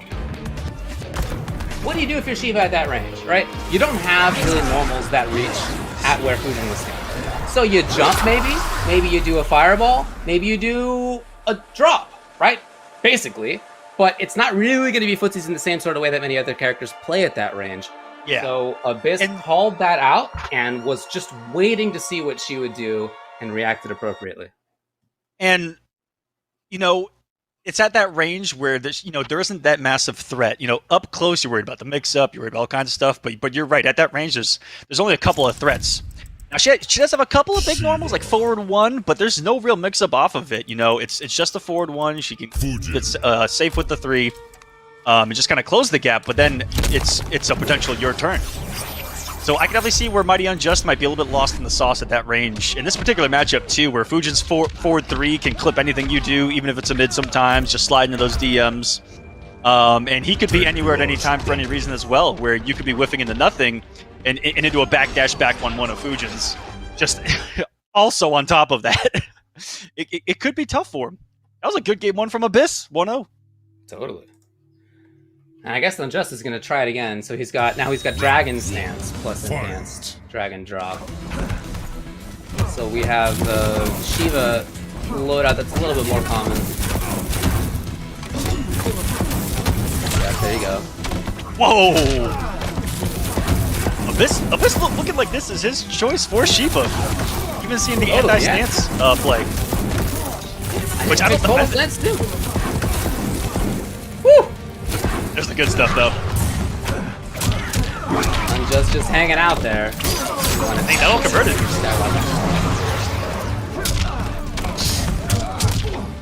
Ooh, no timing by though. Unjust. It is applied, so. No. Just the stance? How many of those did he flawless block? I think he flawless blocked a couple of those. I didn't see any chip. Yeah, there was one. Tried to steal a turn. Oh, Abyss alive.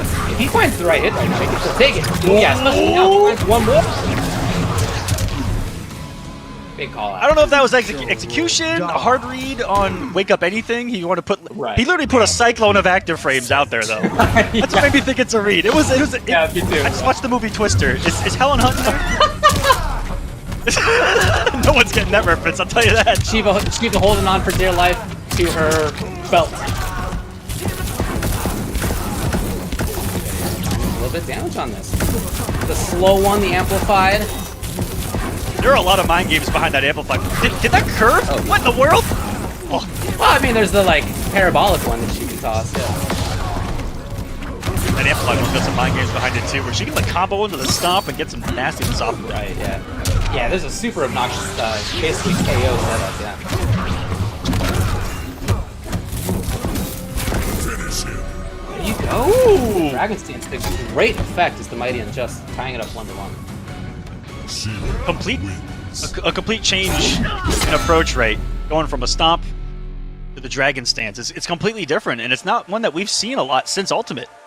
You know, it's been all about the delayed stomp since, but people seem to forget the strength of that as well, even after only a couple of very minute changes to that dragon or that Shokan stance. Still super effective, and I'm shocked that we haven't seen it more, if I'm being honest with you. It's definitely legit. I'm curious whether we might Still see got a some split. juice. Fujin. Oh, he's gonna go back to Fujin. Shiva. What's interesting too to see is that this Shiva, at least in that game, completely different than Hijinks' Shiva that we saw before. Very, very stomp heavy from Hijinks. I think we might have seen 2 stomps Black Dragon from fight. Unjust Shiva, maybe it was 3 in that whole game, something like that. It wasn't very many. It was instead this focus on a completely different aspect of the character, like you were just talking about, the stance. Mm-hmm. And I didn't even notice that he did bring both, actually. Dragon stance and the enhanced dragon drop. Mm-hmm. Just going for maximum effort here.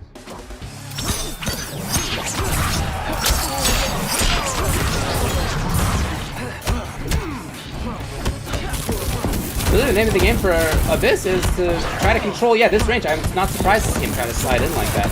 Try to get things started, because at this range, he's been kept out. Yes. Ooh, that was a big read on the first one, too. Right, looking for Skywalker or something. Looking for the position reversal. Oh, mix-ups. We're stopping. Lead is such a good thing to put on Fujin, who's going to be moving 90% of the time. Reach the cancel there. And no wake up after all. But if this finds the next hit, he can definitely do it. Will there be? What do you think our neutral jump was supposed to be? Was that supposed to be a regular jump, or was that supposed to be a down up? Yeah, this is what I'm talking about.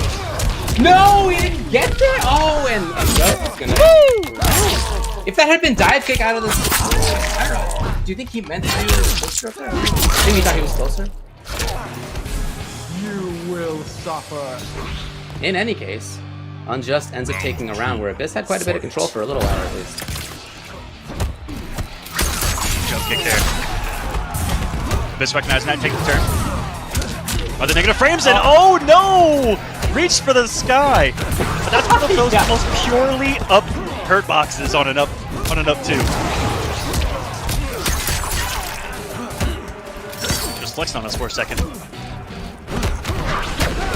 He's got a lot of strength as a character, but that defensive option in that kind of situation is definitely not one of them. However, now she's got the corner again. Nice. The whip punish, yes it was actually. And Unjust has some work to do, but certainly can. Overhead. This does not believe that the low is coming yet again. Good recovery though. This is text tonight have been juicy. You are no challenge. He's still in this. Final round. Fight. Nothing like resetting the position with your mid-round taunt as well. Out of the sky. Nice, I love it. Disgusting. Just the immediate answer though. He's been right in a lot of situations on the dragon drop. There's a challenge. We've seen him attempt it this time. It finally did. At least trade for him. Building some offense out of that. However, this range game, he's got. Oh! Beautiful. Unjust is gonna just bet it on. He's gonna bet it on this.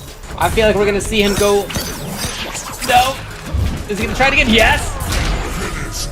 You could tell that was what in his mind. It was like, well, this hasn't really been working out. I got to try something a little bit different. He hadn't been going to stomp very often. Right there towards the end.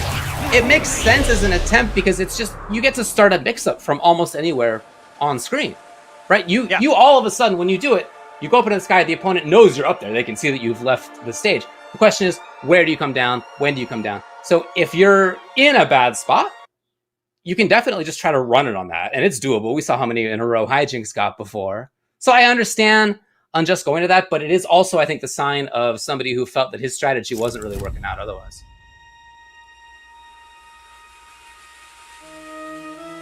But keep in mind that Unjust is coming into this from winner's side, so if he loses this first set, not that big of a deal. He can kind of try different characters out. Well, he's not going to run it on Shiva after all. It will be Sub-Zero.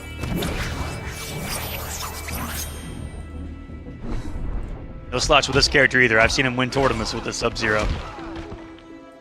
And he plays a very methodical Sub-Zero. A lot slower pace, not incredibly mix-up heavy or like in-your-face heavy. Loves getting those back two whiff punishes. Loves trying to force those whiffs, but Fujin, the high mobility, I think we're gonna see a little bit more aggression out of him up close. He brought the deep freeze, which means that he's going to do forward 2 at some point, and that's what tells me that the aggression might be coming. Because usually he actually doesn't pick deep freeze. He goes for the more, again, methodical moves of Sub-Zero, the creeping ices, the really everything else. I've seen the air axe. Well, he does have creeping ice as well. Yeah, there it is. And now he gets to snowball a little bit. Yeah, this is where Unjust wants to be. He's really making quick work of this round. Woo! And there's the forward 2 coming in hot. Pretty cool to save the KB as well in that combo. So he's looking strong right now, and he gets to start out at a range where Antair is going to be on deck.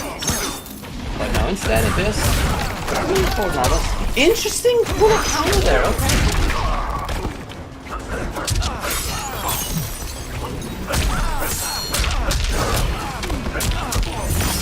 Oh man, Abyss cannot get away. Ooh! Yep, that's what I'm talking about. Big damage there.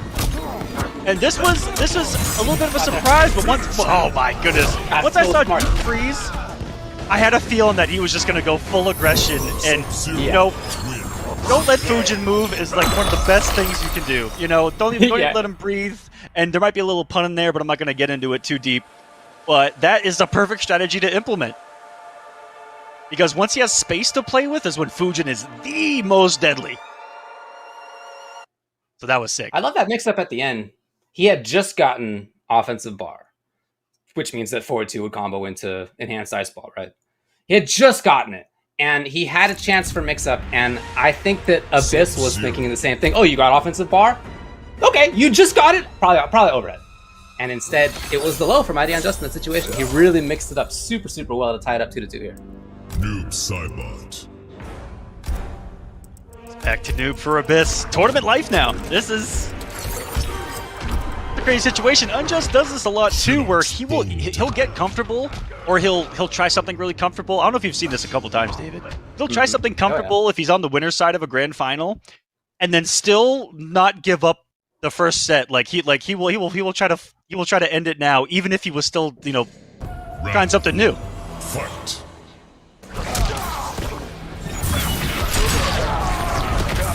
So you can see the comfort that, oh nice, you can see the comfort that Abyss has going back to this. Feeling a little bit more strong interruption. Right back into it, not dissuaded from this Unjust. Very nice. Ooh. Nice position. He's been mixing so well here. You got him with a stagger. That's going to be that entire health bar. Abyss on reset point here. Never count out a character that can do this much damage. That's for dang sure. Round 2. You can see Unjust wanted to get in there with the forward 2 a couple of times. Just got interrupted by Noob Zone. There's aggression. Wow. Abyss has not been afraid to challenge back against any character. He'll wake up buttons. He will check you on reversal. No fear. What an anti-air! However, Unjust comes in. He's going to look at the side switch on this as he loads.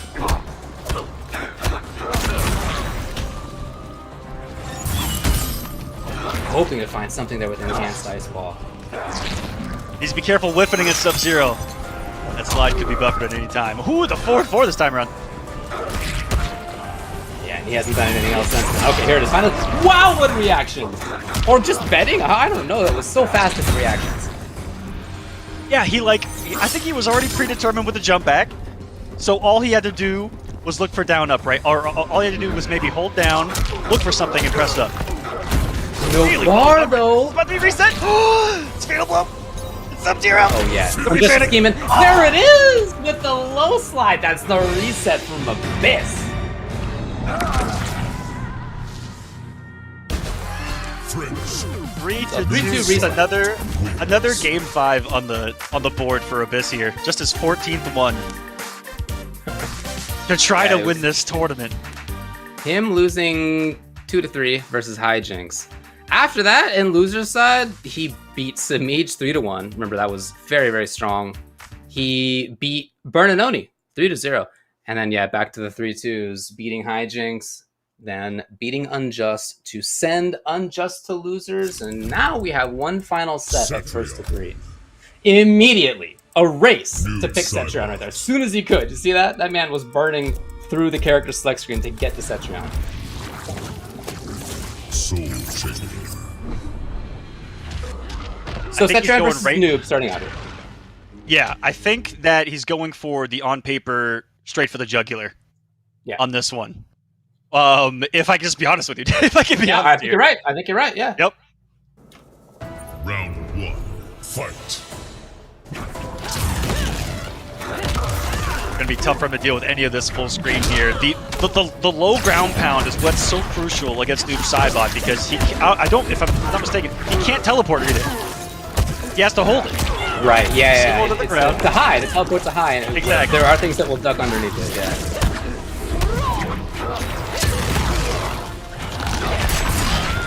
Okay. Well, that's one way to do it. Right there.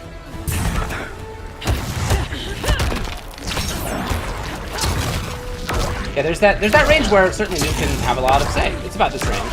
But then outside of that spot, you begin to see. Okay, he made the read here, and he was right. Okay, what a pickup, and it's enough just barely. That one teleport kind of changed everything. It got him in. Fight. He's able to keep that pressure going until the round just ended. Beautiful stuff. Unjust amplifying it for the extra pushback. Definitely wants that breathing room. Just active frames for you. Low pound, not as frequent as I would have expected here early on. Unjust is playing this a lot. He's playing it a lot closer. Ho ho! Very confident on the spot and bringing in the string. Now we have Unjust controlling the corner a little bit anyway. He backs off. Look at this back and forth. As soon as he knew the opponent was going to jump, he went right back in there for the anti-air. Taxing some chip and ready for the escape. What a round by Unjust.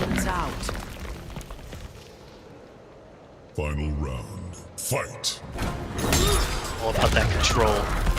His mama nature here. They're the ground pounds. Now he might play this a little bit slower. Now he's got the health lead here. A round up. And look at that. Change things up immediately. Even I would have gotten mixed up. Ooh, Go with I think I was a backdash. But he doesn't have the launching one here. I think that he bet on teleport not being such a big factor.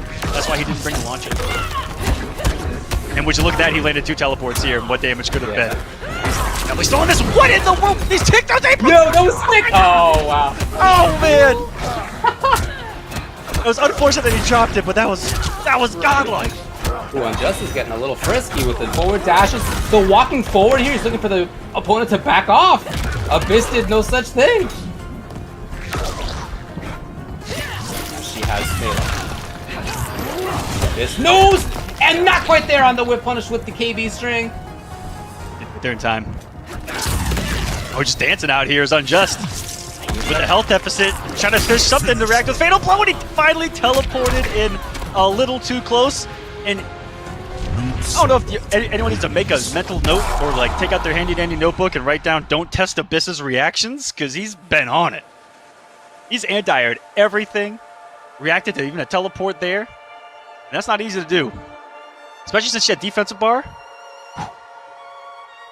And you could tell that he was waiting to react to stuff. He was pressing almost no buttons for like 10-15 seconds before that. He was just waiting for an overcommitment from his opponent. And it came, eventually. So, Unjust rushed so quickly to Cetrion. Whoa, Really? I don't know what's going on anymore. I don't know. I don't know what's going on. I don't know. He's a good He is trying character, to force the but he already pick, lost I us guess. there. Yeah. I don't know. What are we doing here? What are we doing here, buddy? I have no clue. I'm mixed up, David. I'm guessing wrong. Like, And he does lock in. I did not expect this. Again, Shiva's good. I'm not casting doubts on that. But we already saw him just try it out, and while it did work one game, it didn't the other two.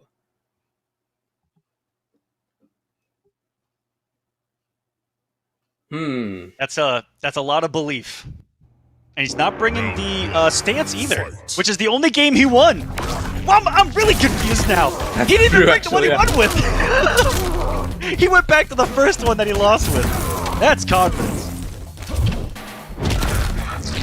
Whoa! You have to think of those as risks for the Shiva as well. Yeah, I know that it's annoying, for sure. But each time she does it, her payoff is 100 or 150. And her guessing wrong is potentially, you know, hundreds of damage, especially versus character.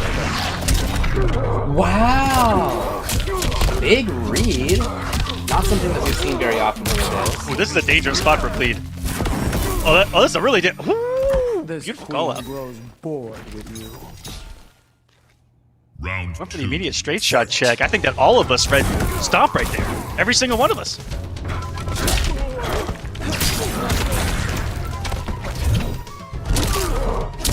Tried to dash out at the last second, not quite. Are we gonna run the table on it? No!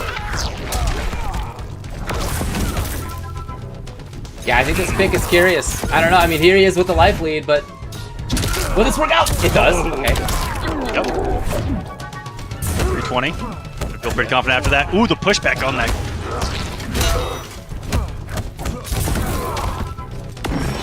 Remember I was talking about him bringing that shield dash for some interesting punishes? He got one right Yeah, there. dude. And he's got a big life lead. And that's gonna do it on Chip. Yeah, alright, hey, I'll shut up. Because that was game by Mighty Unjust 1-1. And looking pretty strong in doing it, to be honest. There were times in that game where I was a little concerned that it was maybe not the right pick, but he certainly made that one count. Good Yeah, I work. feel like the Mighty Unjust could win, I feel like, with any character at any given time. Okay, yeah, fair enough. But that one caught me off guard for sure. But I would definitely still feel that he would be confident choosing that just to say, or just to prove to himself. Not anyone here, not anyone watching at home, not anyone bitching and complaining in chat or on Twitter, that he can do it with this character. And that was the first pick he had against Abyss, and he's like, you know what? It might be a little bit stubborn. He's like, I can do this. And he's making In my mind, here's the issue though. Game 1 went to Abyss, and this is a character that, yes, beat Noob, but then has lost to Fujin. And now it's Fujin's turn. So the wheel of options, the wheel of counterpicks began in Abyss's favor. And if it continues like that, Abyss will ultimately win the first to 3. Or that's kind of how whoever wins the counterpick circle. Yes. If you win first, then you end up taking it in the end if it goes like that. So, I don't know, but we'll see. We'll see if Unjust can do it.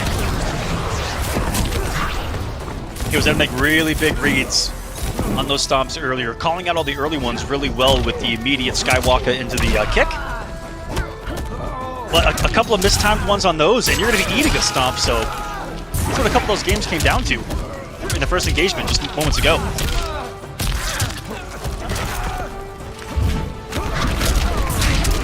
What a call! Yo, the wake-up dash from Unjust, that was sick.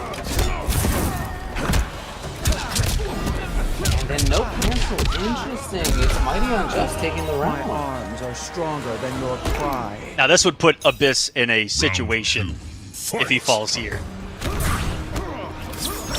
Yeah, what I said about the wheel of counterpicks only works if whoever has their counterpick. If the counterpick works. Yeah.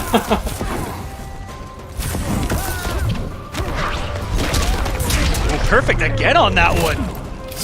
No breakaway. Just gonna eat an awful lot of damage, and more importantly, that massive corner carry. Woo! Beautiful. Has that offensive bar, and yes, does spend it. Woo! No mix-ups here. Oh, what a call! And the armor break. And He's freaking dead. armor. He's dead. Absolutely.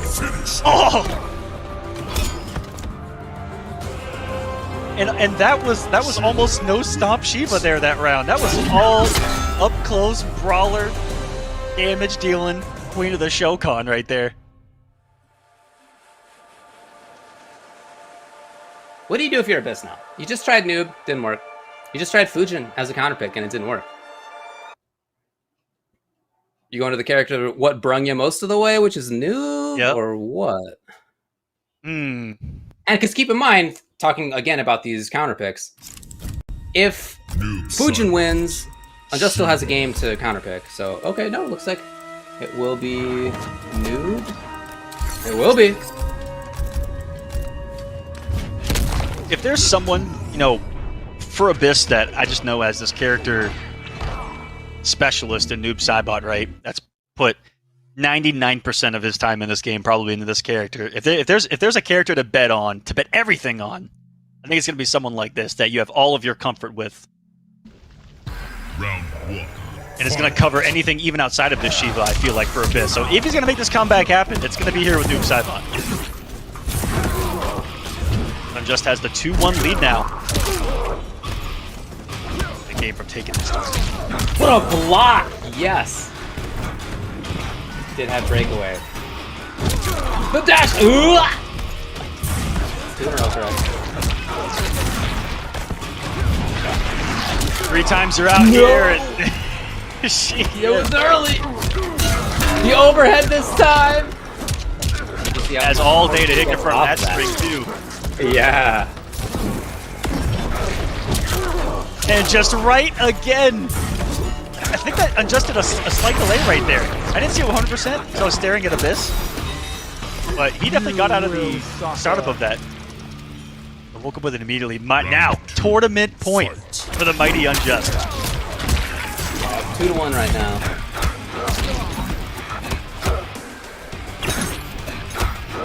Let's make this pressure count for a little bit. Yes! With the KD string into the sky. Oh, it was the fast one. That's the one that gets me every time too. Once I think I have a rhythm, if they let the early one rip, that's when it. It's looking good this round. Was trying to buffer.